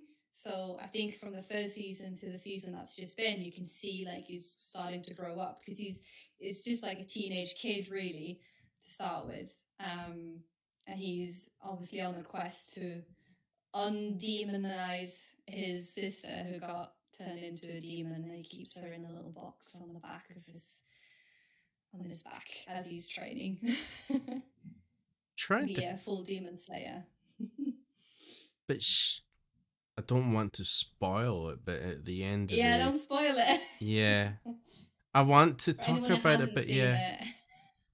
yeah, Well, if we have a spoiler warning, I'd be like, spoilers incoming. Don't read. Don't watch from like in 2 minutes time or in 1 second time. mm. Turn it off. Mute us. We I can was talk just, about it. I was just going to say about the evolvement and not evolvement, evolving, um, Mm. of her and how she becomes the Yeah, first demon that can, you know. it's very pivotal to the development of the narrative as well because big baddie demon man, um, he wants that. That's what he wants. Yeah. So yeah, he wants that power, and now that he realizes that Nezuko has acquired this power, I think he wants to absorb that, which means Nezuko no more. Yeah, and he'll pretty much be unstoppable. Yeah, yeah. I mean, he But already I looks think like he is at the moment, but yeah, he's incredibly powerful. But I think from what we've seen in the previous seasons is that Tanjiro comes from a bloodline that has crossed paths with him before.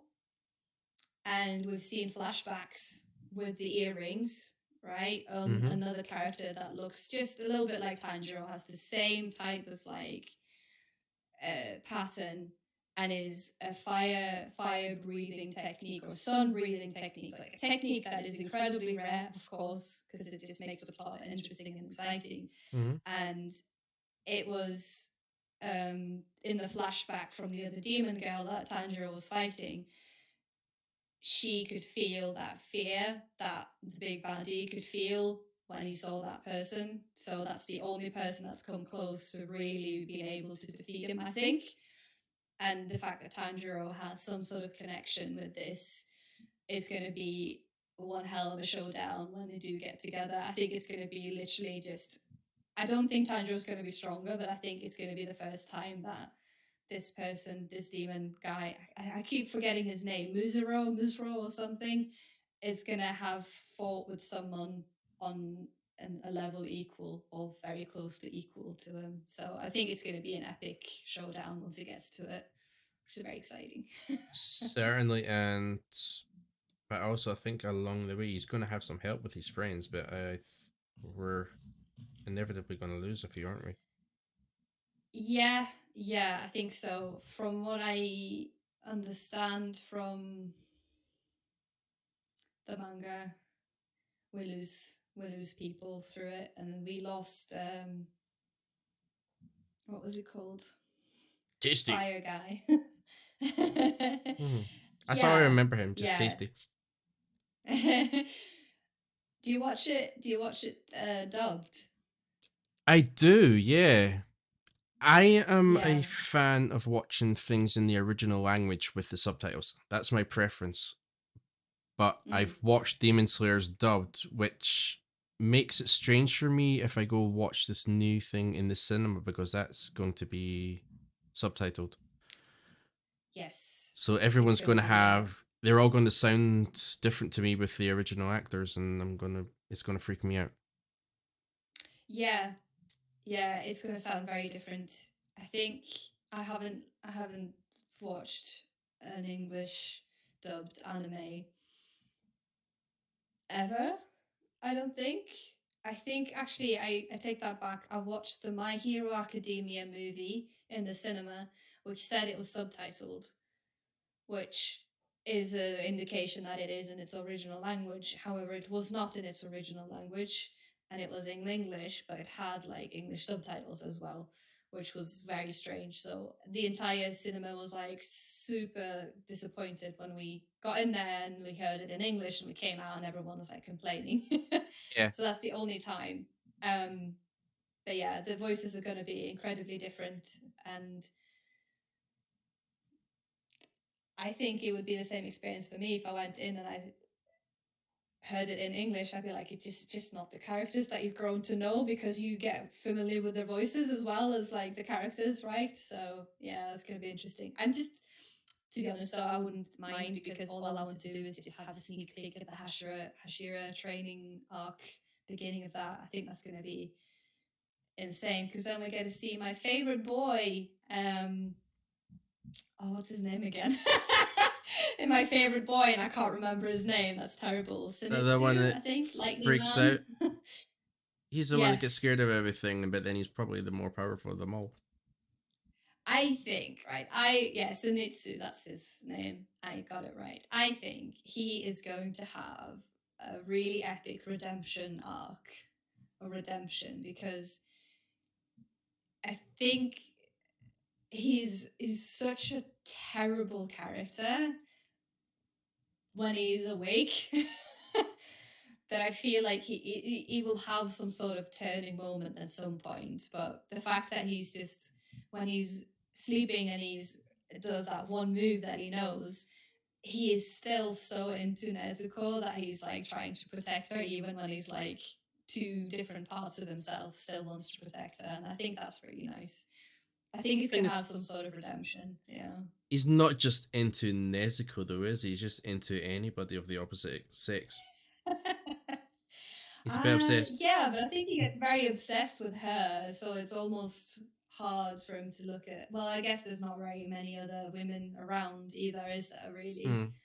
Um, but yeah, he's a little bit, and the fact that also he's one of the only Hashira that doesn't have a proper like crow. He has like a little bird, Mm-hmm. rather than like the normal like messenger crow or raven that all of the other Hashira has. I think there's some significance in his character story, um,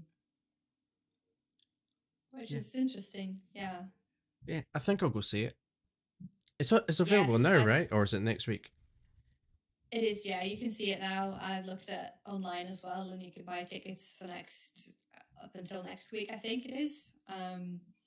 It tried to say it was exclusively in cinemas on this day and make it seem like it was only that day, but no, I can, when I go onto the view, it's all the way until 7th of March.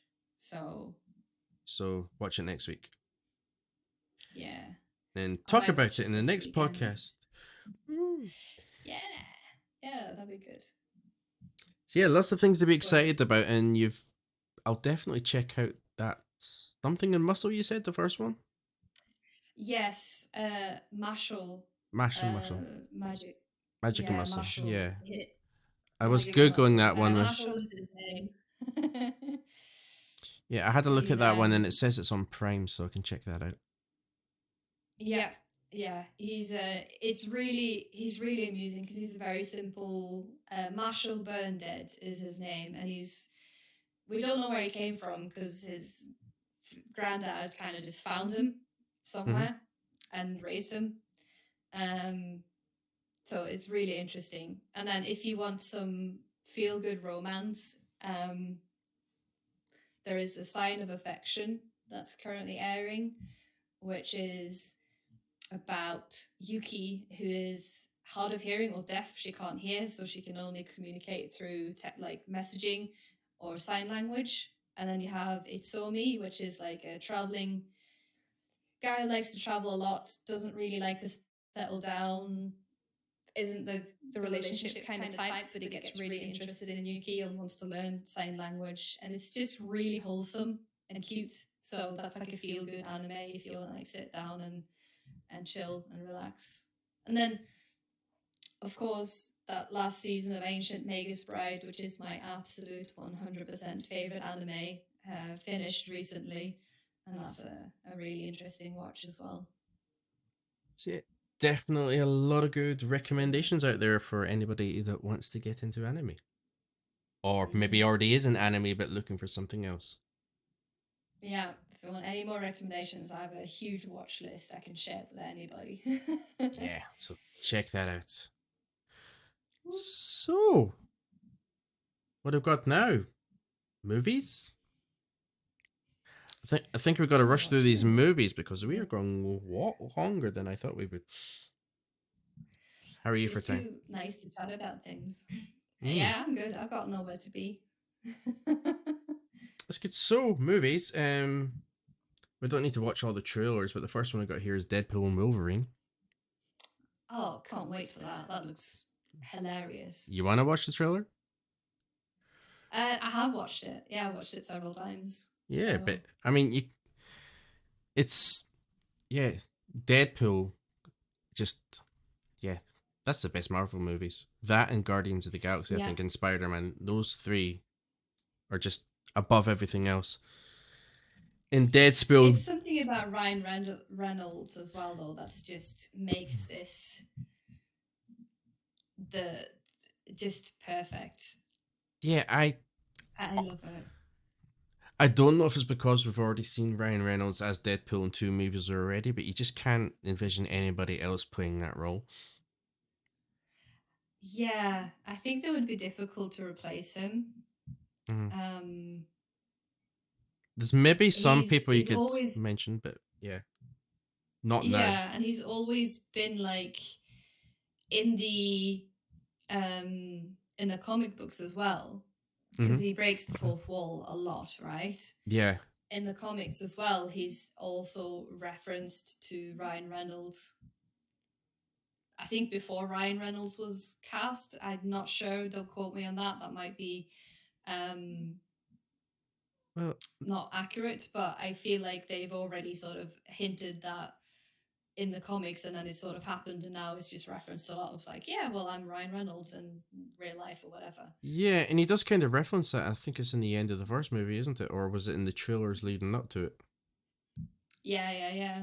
It's like gone beyond the fourth wall. It's like the fourth wall within the fourth wall, and There's Inception fourth wall happening. Yeah. yeah, and I love it.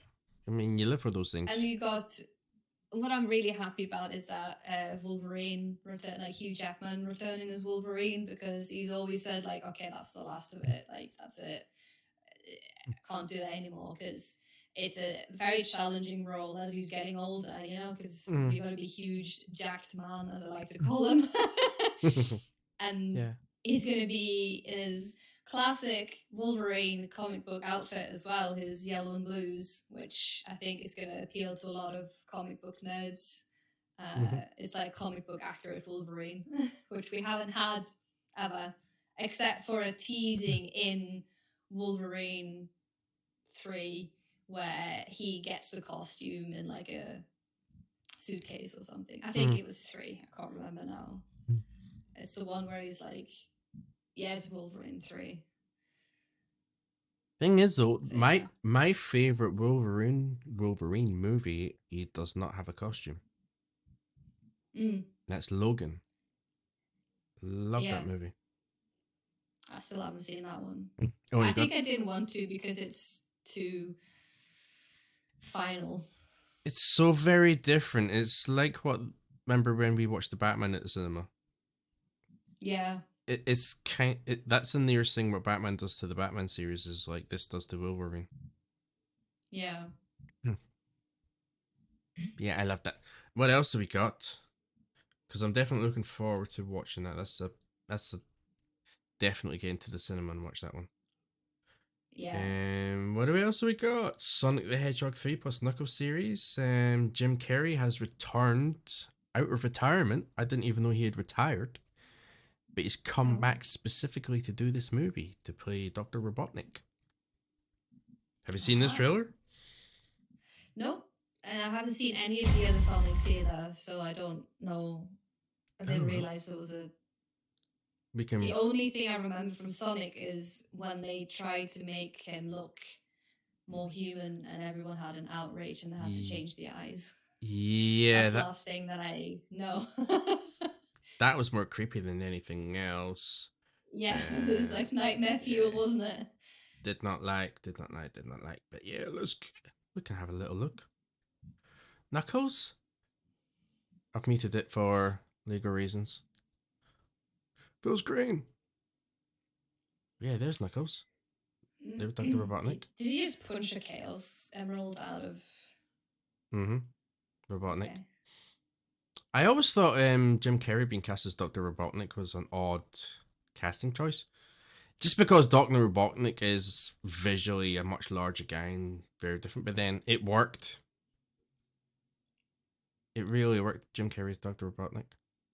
Yeah, because he's kind of like egg bulbous shaped, isn't Yeah. he? Oh, yeah. You'd probably think somebody that's a comedic actor would more suited for that role would maybe be like Jack Black. Yeah. Hmm. But Jim Carrey works. I have this muted, but I can hear it. Very spiggly. Maybe my hearing is just really good. Ah. Maybe Jax can hear it as well. This looks like it could be fun.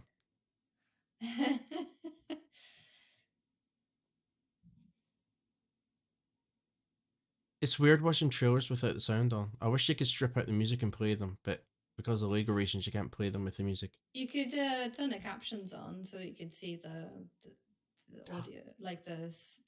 Oh, yeah. There you go. These are funny on YouTube, though, because a lot of them are wrong. Yeah, I love seeing wrong ones. Like, Power. Do I look like I need your power? sometimes a great thing to do in your own spare time is if you're watching TV is just to mute it and add your own dialogue. Yeah. Wow. Yeah. Idris Oh, it's Elba Elba. plays Is he Knuckles. Knuckles? Yeah. Okay. I just seeing a lot of Idris Elba lately because I'm watching my best friend play Cyberpunk Fantasy Liberty, whatever it's called, the DLC. Yeah, this looks good.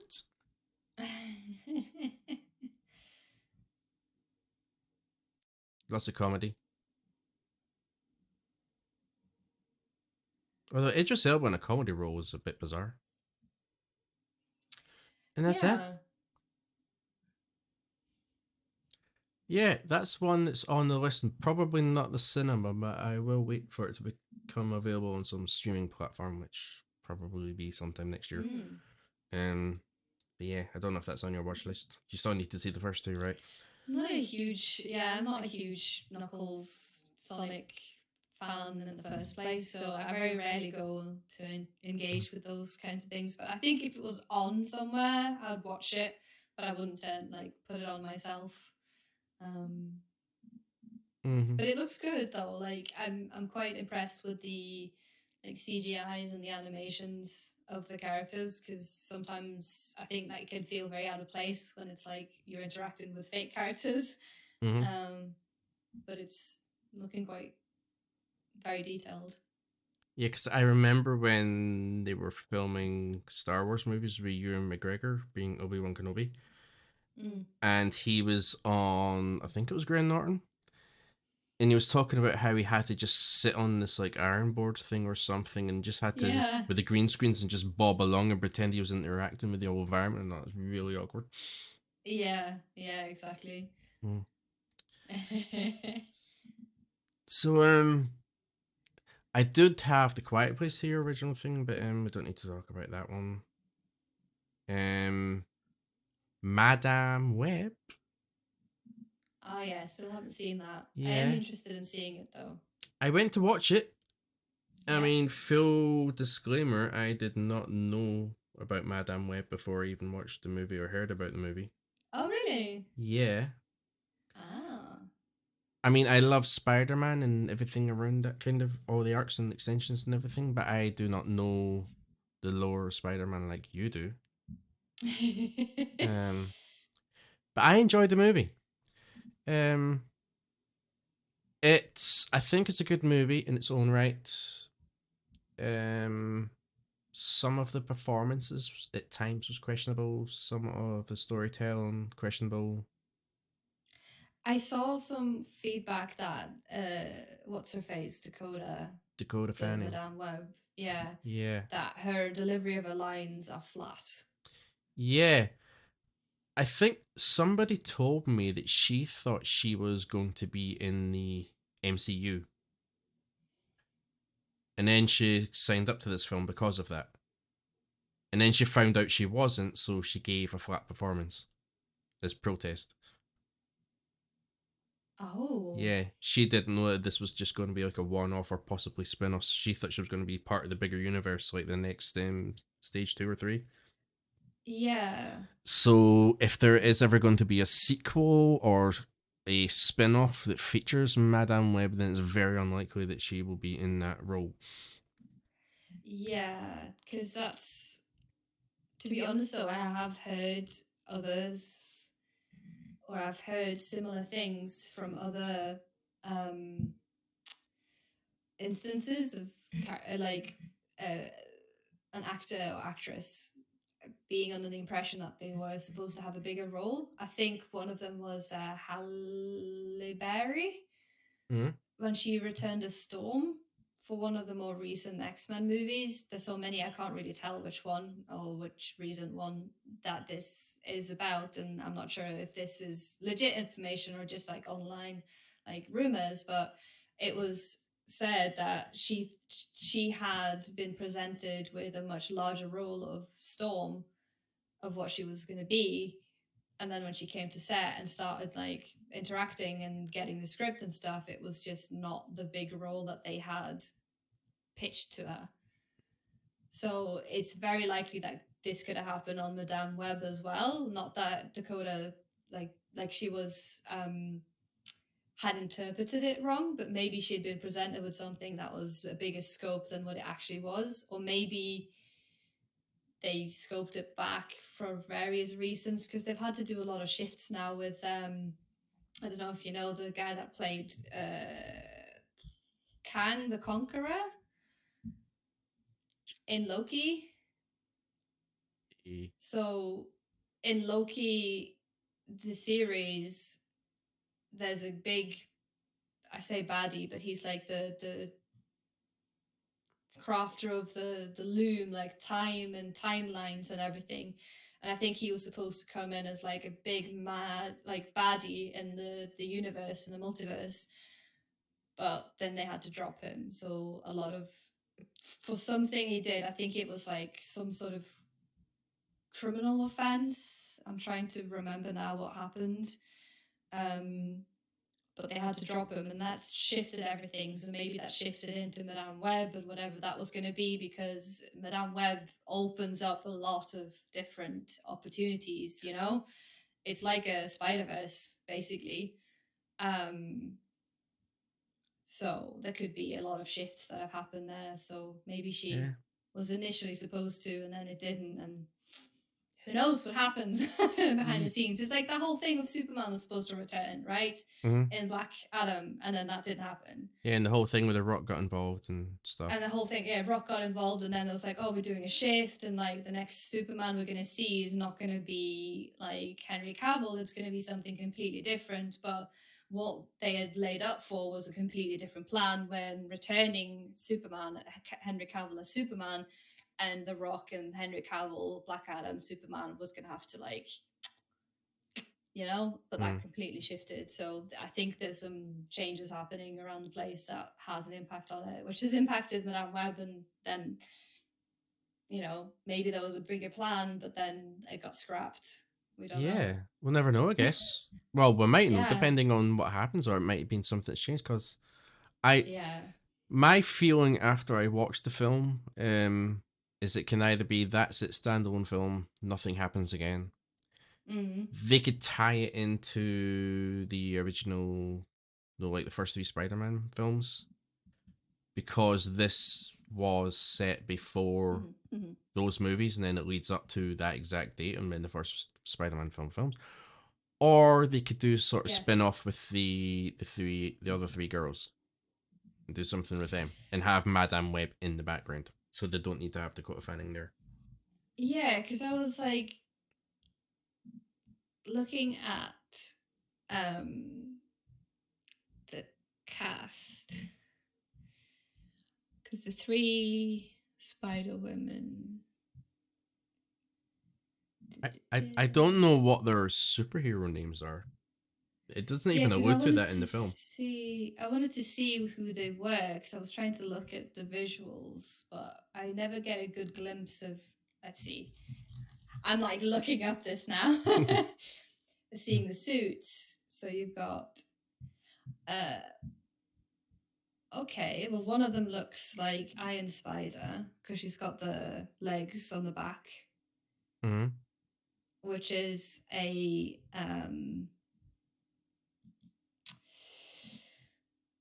what's it called? Oh, Thing that Stark gives Peter Parker. see, you've already lost me. uh, You're like the super nerd on this thing. well, not sure if I'm a super nerd, but I Compared could to me, definitely though. find out. And then one of them looks like she's Spider Woman, but like the Venom version, Mm-hmm. like a symbiote version of it. And then one of them looks just plain old Spider Woman. Yeah. Interesting. Yeah. But I yeah, mean, to it be doesn't even honest, mention in the movie who they are. It just goes by their human kind of birth names. yeah. Yeah. God, it's really interesting because I think it's the Spider Verse, if that becomes like not just animated Spider Verse, into the Spider Verse and like Miles Morales and that, Mm-hmm. like it could open up so much stuff because the Spider Verse is incredibly recent in the comic books Mm-hmm. and very uh, able to be something because of the whole Madame Web and the whole spinning different portals to different worlds and stuff. Um, yeah, it's interesting. It's interesting. I'm quite keen to see it and trying to determine which Spider Women have appeared. I can already see similarities between some of the costumes to some of the comic book versions. But the funny thing is, like, they're all versions of Spider Man and Spider Woman, right? So they always call themselves Spider Woman. Like, Spider Gwen is referred to as the Ghost Spider because trying to distinguish her from Spider Woman, because if you have a conversation and there's loads of different Spider Women, it's like, which Spider Woman are you talking to? It gets really difficult when you have a multiverse of everyone just joining in together. But yeah, interesting. It's fun. Yeah, Try and work it out. definitely. Well, you should definitely try and watch it and let me know what you think. And I Yeah, hope they go with the whole kind of spin off into the Spider Verse and that option. Option yeah, number 3 for me. yeah, And it could, I mean, those three other actors are in there are really young, and they can go on and do a whole kind of series of those movies for years to come. yeah, definitely. Because they'll grow up with it as well. Yeah. So yeah, I hope that's the way they go. But yeah, the movie was a good origin story movie. It was just an okay movie. It wasn't blockbuster. It wasn't bad. It's Mm-hmm. always going to get that extra bit of stick because it's not Disney. Yeah. And but yeah, it's worth going to watch it, especially if you're a fan of Spider Verse and all that. Yeah, I'd definitely go see it. You won't be too disappointed, I don't think. No. So yeah, go watch that after you've seen Blade Demon Souls, Demon Slayer. Demon Slayer. Yep. Get my games and my anime mixed up. It's easy to do. There's so much of it. Shall we have a look at one last trailer for something? You can. Do you know what it is? Well, we'll Mm-mm. surprise you and we'll hit the play button and we shall go. Is it Borderlands? Yeah. Mm, Kate Blanchett is just my favorite type of person. yeah, she's awesome.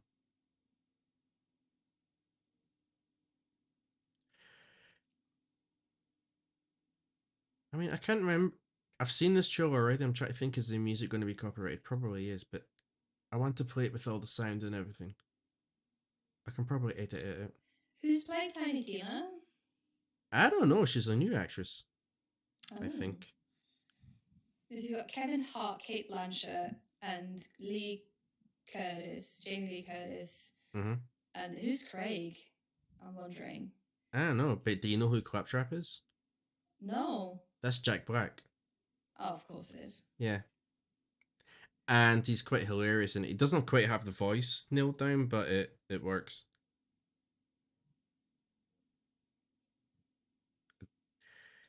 I did not know what to expect of this movie, but this is like the one main, well, second main movie I want to see.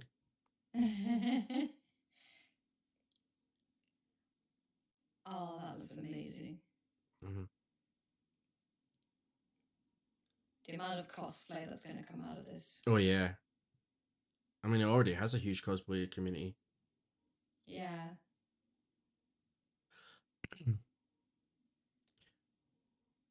I don't know if I could go Ooh, watch this on launch day at the cinema though, because I imagine everyone will be in cosplay, and there'll just be probably, me yeah. in my human clothes.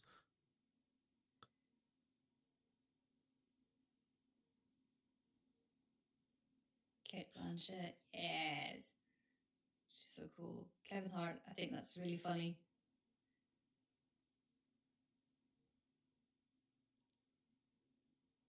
Okay, Ariana something something. Yeah, I don't recall seeing her in anything else. And Jamie Lee Curtis is great, although I've found on recent years in talk shows she always comes across as being drunk. Maybe she was. Oh. Yeah. But I do like her. Oh, Moxie.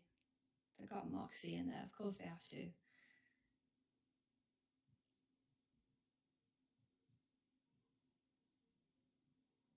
Ooh.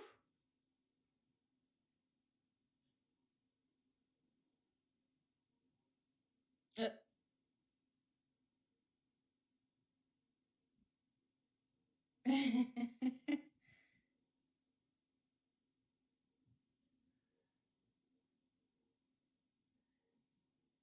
Yeah. I don't care what the story is in that movie. It just looks a lot of fun. Tons of action, tons of comedy. Yeah, that looks really good. Yeah. I think that might be uh, Wolverine and Borderlands might be the two things that I'm excited as heck to watch. Yeah. I think Deadpool Wolverine number 3 for me. Borderlands number 2. And number 1, although I'm very on the fence about it, on whether it'll be good or not, is the remake of The Crow. and we just got the first reveal of it today, but it was just a poster of the Ah, actor. And I haven't seen it myself, there's so. a lot of controversy about the appearance of the new actor in it because it looks more like Jared Leto's Joker. Oh. So a lot of people are not happy. But then if because everybody thinks the original Crow movie with Brandon Lee, which was by far the best movie of the four, because there was four movies. But if you look at the other three movies, the appearance and characters of the Crow were very different in those two. So you got to give it a chance. Mm. It's just everybody that loves the original Crow, and it's probably my favorite movie ever. They tend to think it's either you want an exact clone of the original or don't do it at all, and you're never going to get that because unfortunately we lost Brandon Lee in the making of that movie, Yeah. which Yeah, we was did. tragic accident. Oh, I just got a notification about Streamlabs is partnering with Throne. Thank you very much, but we're not here to talk about that. I've But go on. just found out that person, Ariana Greenblatt, that we Mm-hmm. didn't know really. She's in the Ahsoka Star Wars. Ah. Um, she was also in Barbie. She was the kid, like the daughter in Barbie. Oh, okay. I've not seen that one yet. But yeah, she's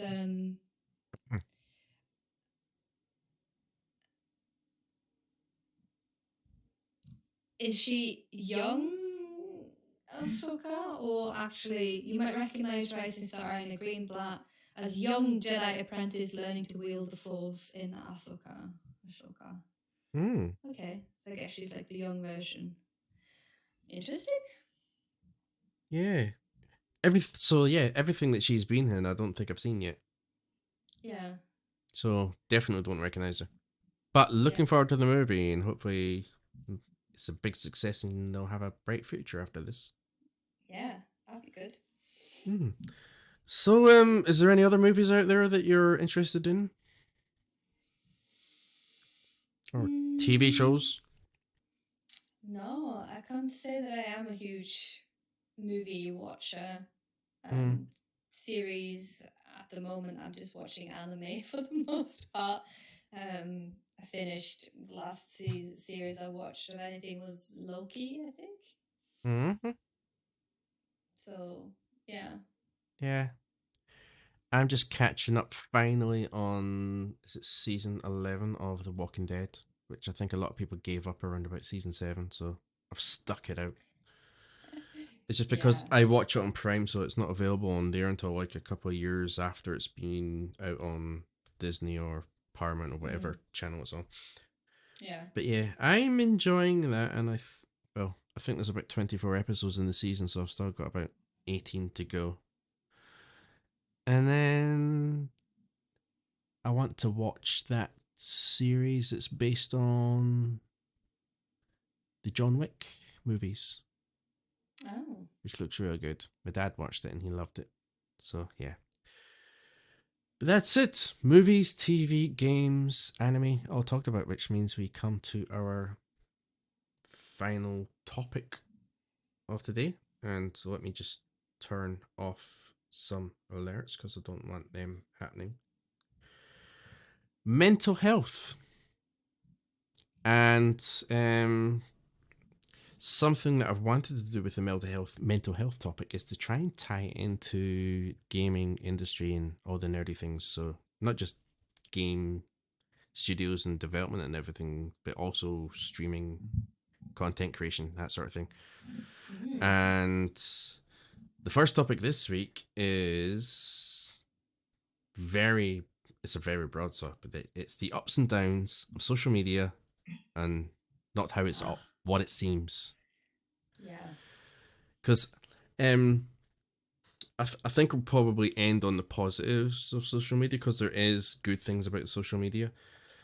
But something that I want to talk about mainly with the negative and try and tie it into streaming in the gaming industry and content creation in general is over the recent years, I've had people comment on my tweets about you're not always positive. Mm. They want to see my some of my crap posts or some of my funny posts. So they want to see those things. And they just want to see all the good things and see that I'm really happy and all that. But then I think that's one of the problems with that. There's a lot of big content creators out there on YouTube and Twitch that are role models to a lot of these young kids that are coming up through the TikTok generation. Mm-hmm. And all they see is the positive things in those people's lives because that's all they talk Yeah. about. And they aspire to be that, and they think, oh, if I become a content creator, then it's all going to be like rainbows and unicorns and all amazing and stuff like that, and it's never going to be negative. But Yeah. I've known from personal experience, and I've had friends, I know people that are big content creators, and it's not all happy days every day. No. There's a ton of hard work that goes on behind the scenes. There's a lot of sadness, stress, anxiety, so much going on behind there. Mm-hmm. And I know people don't want to see that, but I would encourage people to try and be an advocate for that and post about, yeah, like maybe, yeah, I'm not having a great day, but Mm-hmm. great days are to come. So that's sort of Yeah. that's the kind of negative that I'm looking at on social media because you don't want that to be the role model and make it out as if it's a great thing. Yeah, because Because, then you almost make it as if bad things or bad days don't happen. mm-hmm, Like, if you then experience a bad day, you're not supposed to feel it or do anything with it. You're supposed to always be happy, and then you beat yourself up because you're not happy. And mm-hmm, it's like it just becomes this like terrible pit that you end up stumbling into. You yeah, always compare yourself to others online as well. It's just like, why am I not happy like that person? But you don't see that they aren't happy. That's just they are curating every single bit of content that is put out there. So you only see the best of them. You never see the hardship mm-hmm. at all. And it's just unrealistic to expect that you can live every day like that. Yeah. I mean, I can understand that not everybody wants to do it. You don't want to air out your dirty laundry in public, which is fair Mm. enough. But I think it's okay. I've always said this. It's okay to not be okay, and it's also okay to let people know you're not okay. Yeah. And so I think just dropping the veil a little bit and allowing people to know that yeah, not everything is great, but that's fine. Yeah. And but also let people know that yeah, you've got that support network around you and you will get through these things. And Mm-hmm. I've had friends, Twitch streamers and real life friends that stream and all that have had some really hard times, and um I have been there for them and supported them, and it's not a bad thing. I mean, obviously you wouldn't want them, you wouldn't have to be there for them like that. You would wish that they would all be happy and everything, but Mm-hmm. it's important to know that someone is around to take care of you and lift you up when you're at your lowest points. Yeah. Yeah. So, and I mean, I something that does go a word that I don't like to use, but there is that word fake. It's I don't think it's the right word, but there is a lot of that does go on social media, and it's not necessarily to do with personal things that they're hiding that's going on in their life, but it's how It's they putting on a show, it's putting on like a performance or a front or or a facade yeah. of something that is not a true representation of everything behind the scenes. And that's very clear of people do that not just on social media as well, but like friends do it to each other or family members to friends, friends to family members, Mm, like all of these things. And it's part of why you have very little visibility on how someone is doing because they're doing that all the time, and then all of a sudden maybe something happens and they're like, you don't see them for a while and they've just completely crashed, and it's like, I didn't realize that you were struggling so bad. You seem so happy, and that's always the thing that you get. It's like, they seem so happy, I didn't understand at all. And it's almost like I have now a radar now that I'm like, if someone's being too happy and cheery and all the time, like whenever I ask them, yeah, great, I'm like, really, like, you sure? This doesn't seem like that is the case. So it is almost, faking it. I know what you mean about, like, that doesn't feel like the right word. It's like you're putting on a performance, you're putting on an act of performing happiness when you don't feel happy at all, because it's almost, that's what gets you attention, or not attention, but like that's what is content, like content that's like, oh, I'm not feeling too great today, doesn't do as well. So if you're trying to be a content creator online, like doing a stream where you're not feeling your best is like, you're going to tank your views because people don't want to come and see you have a hard time, because that's like, they seek you out to be happy, so you have to perform for them and be happy. So it just creates this vicious circle for everyone as well, doesn't it? Yeah, it's one of those things that I find it's quite alarming, Yeah. and it's one of the most unhealthy things as well, and you have to look out for it. And it's very hard to spot as well, and Yeah. sometimes, unfortunately, it does go to the worst step where some people might, you don't know what's going on in their life and you don't know what they're considering. And there's someone that I Yeah. always say, you should never make a temporary solution permanent. Yeah. And sometimes you kind of find out and realize these things and it's too late. So I think it's important to try and be, not put on that performance, try and let that veil down a little bit. You don't want to let everybody into your personal life because you're entitled to your personal life and you have to keep that Yeah. away from the world. You're entitled to that. Yeah. Everybody should have their own thing going on. You don't need to have everything out on social media, but it's just a reminder that we're all alive, we're all human, We we all have definitely our are own human. troubles. Yeah. I think I think there's a fine sort of tuning we can have with being transparent about it without being like, I had a really shit night's sleep, so I'm really like depressed today because I had a fight with my partner, and like, going into all of the details, it's just like, we could say, look, I didn't get much sleep. I'm having some trouble in my personal life that I'm trying to work out. I'm working through it, but I'm just not feeling like my usual chipper self. I'm coming here to, like, maybe we can cheer each other up. Like, that kind of stuff feels a little bit more authentic. And I think I don't want to, not everyone is going to be able to fine tune that sharing in that way. For some people, they might have held it in so much that, like, it just comes out one day and you just give all of the, like, airing all your dirty laundry online. Probably should have talked to friends before that happens, but then that is also an indication that maybe being more transparent about things would have helped you throughout. It's it's difficult to strike that balance, because I see sometimes online people, especially if you're a content creator of like a big following, and you have maybe a bad day and someone says something in your chat, and then you have an argument with them and it turns into this content piece that everyone shares, like, oh, streamer has meltdown, or streamer attacked viewer for not subscribing, or something like that. There could be so much more behind that. So it's just a hard field to navigate when you're struggling.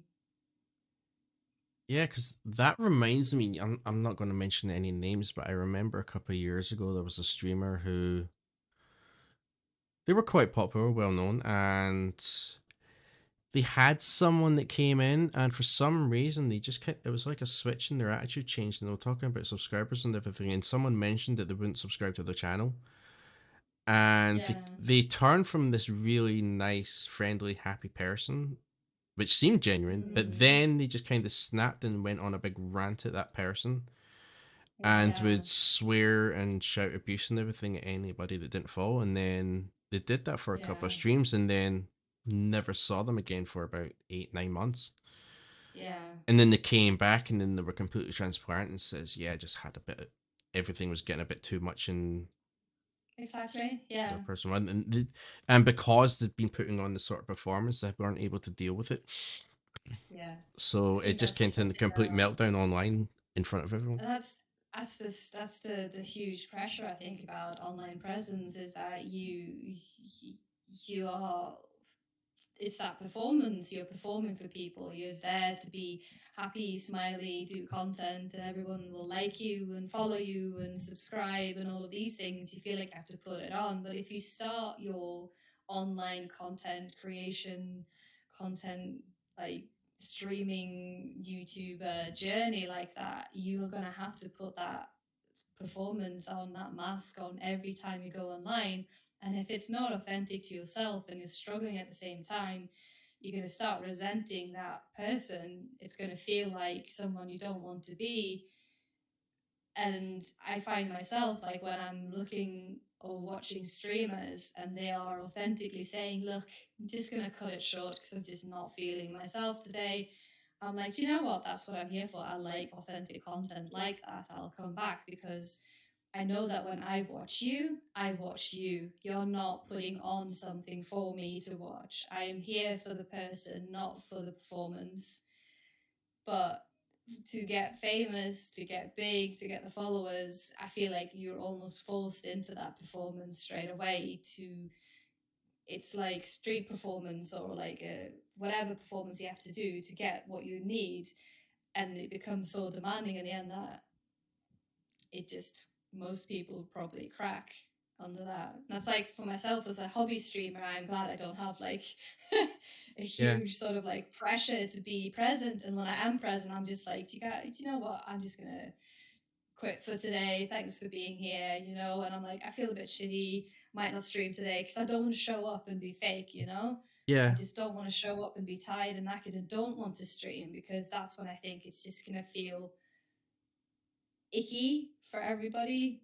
But it's a constant battle, I think, between being your authentic self, being to a schedule as well, showing up when maybe you don't feel like it, but then having that transparency and having people. It's a minefield for me, I think. mm, yeah, Kudos to anyone who does it regularly and manages to balance that because it's hard, so hard. yeah. I don't know how some of them do it. I mean, No, they do get into that mentality where they have to chase numbers, and it becomes the norm for them. yeah, I had a friend who would do that, and then they would come back to me, and they would feel completely exhausted after the stream because they've had to put on that performance. yeah. And then I would tell them, like, just be yourself on stream, and people are there for People who will you. love you for Yeah, the authentic you will be there. yeah. Yeah, And I remember they went on stream and they were just like completely relaxed. They weren't sitting upright. They were more sitting back, lounging around. They were in like pajama chill. Yeah, bottoms, like baggy t-shirt and everything. And they were just playing the game, all chill, relaxed and everything. And it was the happiest I saw them. It was the first yeah, time for some time that I saw them real. And I remember talking to them afterwards, and they just felt great. yeah, But then that pressure came back onto them, and then they went back to that yeah, what they knew because they'd been doing that performance for so long, and they kind of fell back into that trap, and it was sad to see. yeah. I definitely think it's a you either fall into the performance of it and then that's how you end up becoming successful and you perform for the rest of your content career like that. You form an online persona, or it just becomes a bit too much and you just don't make it something that's what takes up a lot of your time. And I think that's for me something that I've now realized. I've done a few bits of streaming and I do enjoy it, but at some point it became a like, I'll schedule a stream and be like, okay, let's come back. And then it's like, I just don't feel like it at all. And it's Yeah, a bit like going to a party you don't want to go to. And then you show up and you're just miserable. And it's like everyone's not really having a good time because you're not having a good time. And it's like, yeah. So I think all of these big streamer like presence, like figures that we have, or like YouTube content creators, it's got to be intense for them. But something drives them, something, clicks for them and they do it. But I do think it takes a toll mentally. Most definitely. And Yeah. sadly, for the most part, we don't know what all of them are going through. But Mm. I think for me, I've been the complete opposite.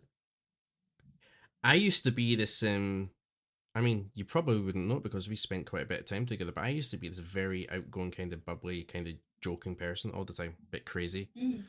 I mean, there's a reason why I got the name Renegade Extreme because I used to do. I was a bit of a renegade and I used to do those extreme, stupid, silly, Mm. jackass kind of stunt things. And the main thing for me was just making people laugh. But then I come on stream and I'm just like this kind of, oh, it's that boring Scottish Chill. guy that doesn't smile. Foreign Scottish guy. Yeah. And a lot of the times when I'm with friends and all that out in the real world and everything, I kind of fall into that boring kind of person sometimes and kind of see little glimmers of the real me pops out. Mm. So it's a weird kind of reverse. I'm not. It's not like I'm putting on any performance by just being this boring kind of person. Sometimes is the way I come across, but it's just I kind of fall into that. Mm. But I've never felt any of the pressures of streaming, apart from Yeah. the occasional time. If like one of my friends here does a lot of gift subbing, and when I know I have subscribers and then they even put that investment in, I Yeah. feel as if I have to stream. Yeah. So, but when I No, I do that, get I'm counting down that time, and I'm like, okay, the month is up. I can take a break. I don't have to stream for that week. that. And it Yeah. doesn't matter whether I've got that one viewer or I've got loads of viewers. Because it, it's never bothered me the numbers. Because Mm. even when I did that stuff with Ubisoft and Ghost Recon Breakpoint, I had 9,000 viewers on that one stream, Mm. which was nuts. But it didn't phase me. I just kind of fitted into it, and I just carried on and went on like it was just any other stream and just engaged with everybody else. I didn't care about that number. Mm-hmm. Um, and my mentality with streaming has always been I'm just here to play games, the games that I enjoy. You can be here. I can be your company if you want to be. I don't know what you're having that day, what you're doing that day. You could be having a really terrible day, and if just that little bit of just chatting to me or watching me play a game and kind of takes you out of that, like I'm kind of Mm-hmm. feeling crap, I'm feeling lonely, at least there's somebody out there, then I'm happy. I've done my Yeah. job. Doesn't matter if I get 0 viewers in a stream or if somebody's lurking and just doesn't talk, that's completely fine with me. Mm-hmm. Never been in it for the money or the fame or numbers, Yeah. which is when trying to work in community management, the way it's changing now from all the jobs that I've applied for, the focus on numbers a lot now, which is to my detriment. Yeah. Because yeah, a lot, but that's kind of going into another topic. But they want to see that you can kind of engage and grow. Mm-hmm. So when I'm anti that, then it's kind of hard to get a position in that. But yeah, that's some of the negatives we covered. And it's one of those specific things I want to talk about. But then we have on the flip side, there is the positives of social media, Mm-hmm. where it brings people together. That it does. Finding like-minded people can be a good or a bad thing because it kind of polarizes things because you will tend to follow people on Twitter that agrees with your opinions. But then it's also a good thing because then you're like-minded people as well. Mm-hmm. Rogue Mando Gaming, hello. How are you doing? Hello. But yeah, there's a lot of positives. Um, it's a good way for meeting people. I know they're not your real friends, but you can make friends through social media.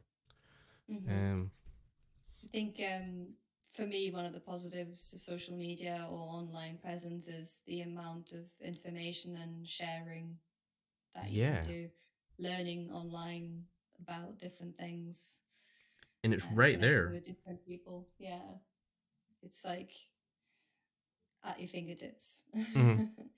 It's like for me in my learning of Japanese, I have Japanese people that I can follow, and my feed is filled up with Japanese writing, and I'm like trying to learn it and learn about their culture. It's like if I'm following, so I've got quite a few followers of people that I follow, sorry, on Twitter that are based in Japan.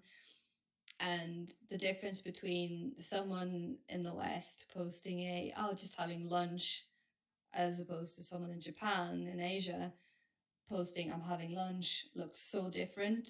So the cuisine is different, the stuff is different, the humor is different as well.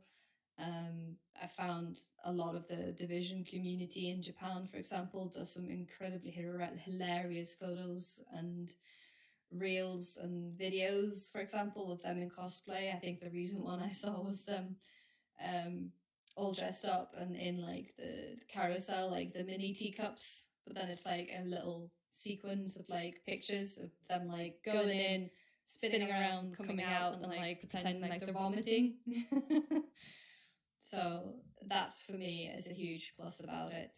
Um, but I will admit, for me, the negatives are starting to outweigh the positives of social media, and I'm getting more and more disconnected Yeah. um, from it. See, that's why I don't spend as much time on social media as I used to. I try and just use it for the positives, check in now and again, because there was lots of people that I met in the PlayStation community that I still keep in contact through social media. Yeah, So that's really good just to see how they're doing and check in on them, make sure they're all right, and if they're not, you can always reach out and talk to them a bit more, and then just yeah, chat about random stuff, share your gaming experiences and everything, have a laugh about old times, and it's real good. But as soon as I see a lot of the negative stuff, I try not to react to it. yeah, Sometimes you have to speak up and say something. I feel I need to. yeah, Like getting annoyed yesterday about the layoffs, I felt like I had to just have a little moan about that. yeah. When it's more started a console war discussion rather than Yeah. genuine, compassion for your fellow human. Mm. It can be a lot of just arguments and politics, and this is going to be also a statement that probably a lot of people will disagree with and say, Karina, you need to keep in touch with current events, but I just don't go online and see how many people, children, Yeah. wars, things have happened, because frankly I have enough Yeah, going on in your to own life. try and deal with in my own life. And I know the whole sort of argument of, yeah, but if everyone cared and did something, we could together collectively do something to change things. But and this is going to be very like pessimistic of me, but I just don't think that humans are capable of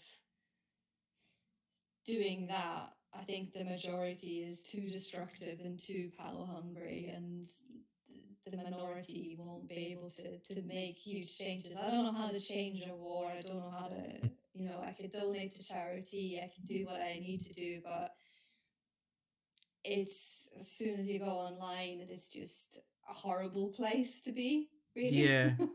There's a lot of great, kind-hearted, thoughtful people out there, but a Yeah. lot of social media gives these negative people a platform. Yeah, yeah, they do. So it's, I try to frequent the wholesome places of online communities, and I now on Instagram as well, I follow more wholesome content. I think I now follow a Japanese um, man who posts about his little small apartment in Japan, but he redecorates it. Like he just shifts his furniture around every now and again, and I think it's really wholesome. And he just films himself making coffee, and I'm like, "Do you know what? That's uh, that's really nice." Yeah, that'd be a good thing. I think that's why I've tried to branch out into other like Instagram. I use that more. they started their own threads things. Um, Oh yeah, I haven't touched Threads yet. Actually, is it? it it I feel like Threads was designed for content creators that already had an audience. Oh, okay, yeah, So it's just expanding on that and reach another way to reach out to people. It's sort of somewhere in between Twitter and Instagram, and you can connect them all. But I find it's a much friendlier, calmer place. Most people are on Threads are like trying to make it a better. And then you've got Blue Sky as well, but I found a lot of people there were ranting, but it's mainly there's a lot of people in game dev and everything that use Blue Sky now to chat. It's like the social media Slack. yeah, Jax is looking happy. yeah. It's feels like I haven't given him enough attention today. I've been on my computer too much, Jax. Yeah, well, I think we have covered quite a good bit about the negatives and positives of social media and some of the things we wanted to talk about. We could probably do social media again at some point in the future because there's other aspects of it. Um, Yeah, and I but think it's so prevalent in our lives. It's something you can continue talking about for a very long time without it going stale.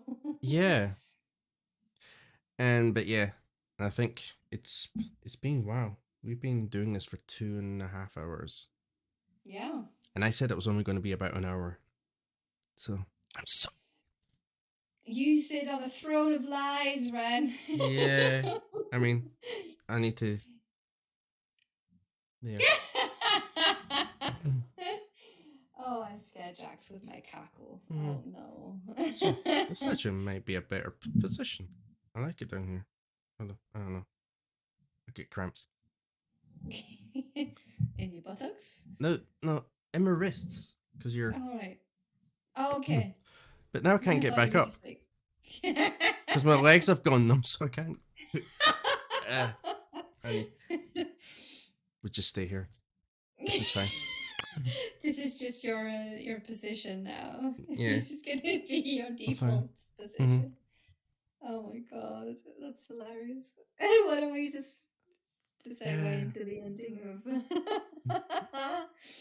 I love it. yeah. I'll have to watch back this and see how it went and see if we'll do more because I'd like to do more. Hmm. Yeah, I did notice absolutely. there's some things I noticed throughout the stream that needed to be fixed because the chat along the bottom was covering your camera a lot of the time. Oh, So that's why I pushed it down. It was higher up. okay. Um, but then I'll have to check back to the VOD to see what your audio is like because I'm hoping everyone can hear you okay because I can hear you fine Yeah, and it's showing on the mixer that it's all good levels. let's hope so. If not, we can change it for the next time. Yeah, If I am invited back. yeah. Well, I'll invite you back, and I already have some other game developer friends that want to come and join too. So we might have 3 people or 4 people chatting along, which will be fun. Mm, Mm. that'd be amazing. Yeah. Yes, and there's some independent game launches coming up as well. So we're going to be talking to some developers as well with Yes. their launches. Amazing. Yeah, and we'll get them to talk about mental health as well. Exciting. So yeah, thank you for your Thank you. presence as always, not just in the podcast but in my life because you're awesome. So yeah, hopefully we can do this again. Appreciate you being here, Same. and Thank you for having me. just I have no association with them, but if you are ever in need of any mental health help or anything, or things get a bit too far and you need someone to talk to, a really good place is Safe in Our World. They have a really good link there. If you click on that link, they have all the listed countries and they have all the listed charities like the Samaritans and everything like that you can get a little bit extra help. Or just reach out to a friend. There's always someone out here that will listen. So, thank you again. I hope you all enjoy the rest of your day. Back to Mhm. regular streaming tomorrow. I don't know what it'll be, but we will be back with another podcast, hopefully sometime at the end of next month. talking about all the latest things in the video game world and games and movies, what we've been up to, mental health, and all that jazz. And I can never wrap up a stream properly, so we're just going to say ta ta for now. Take care. Ta-ta.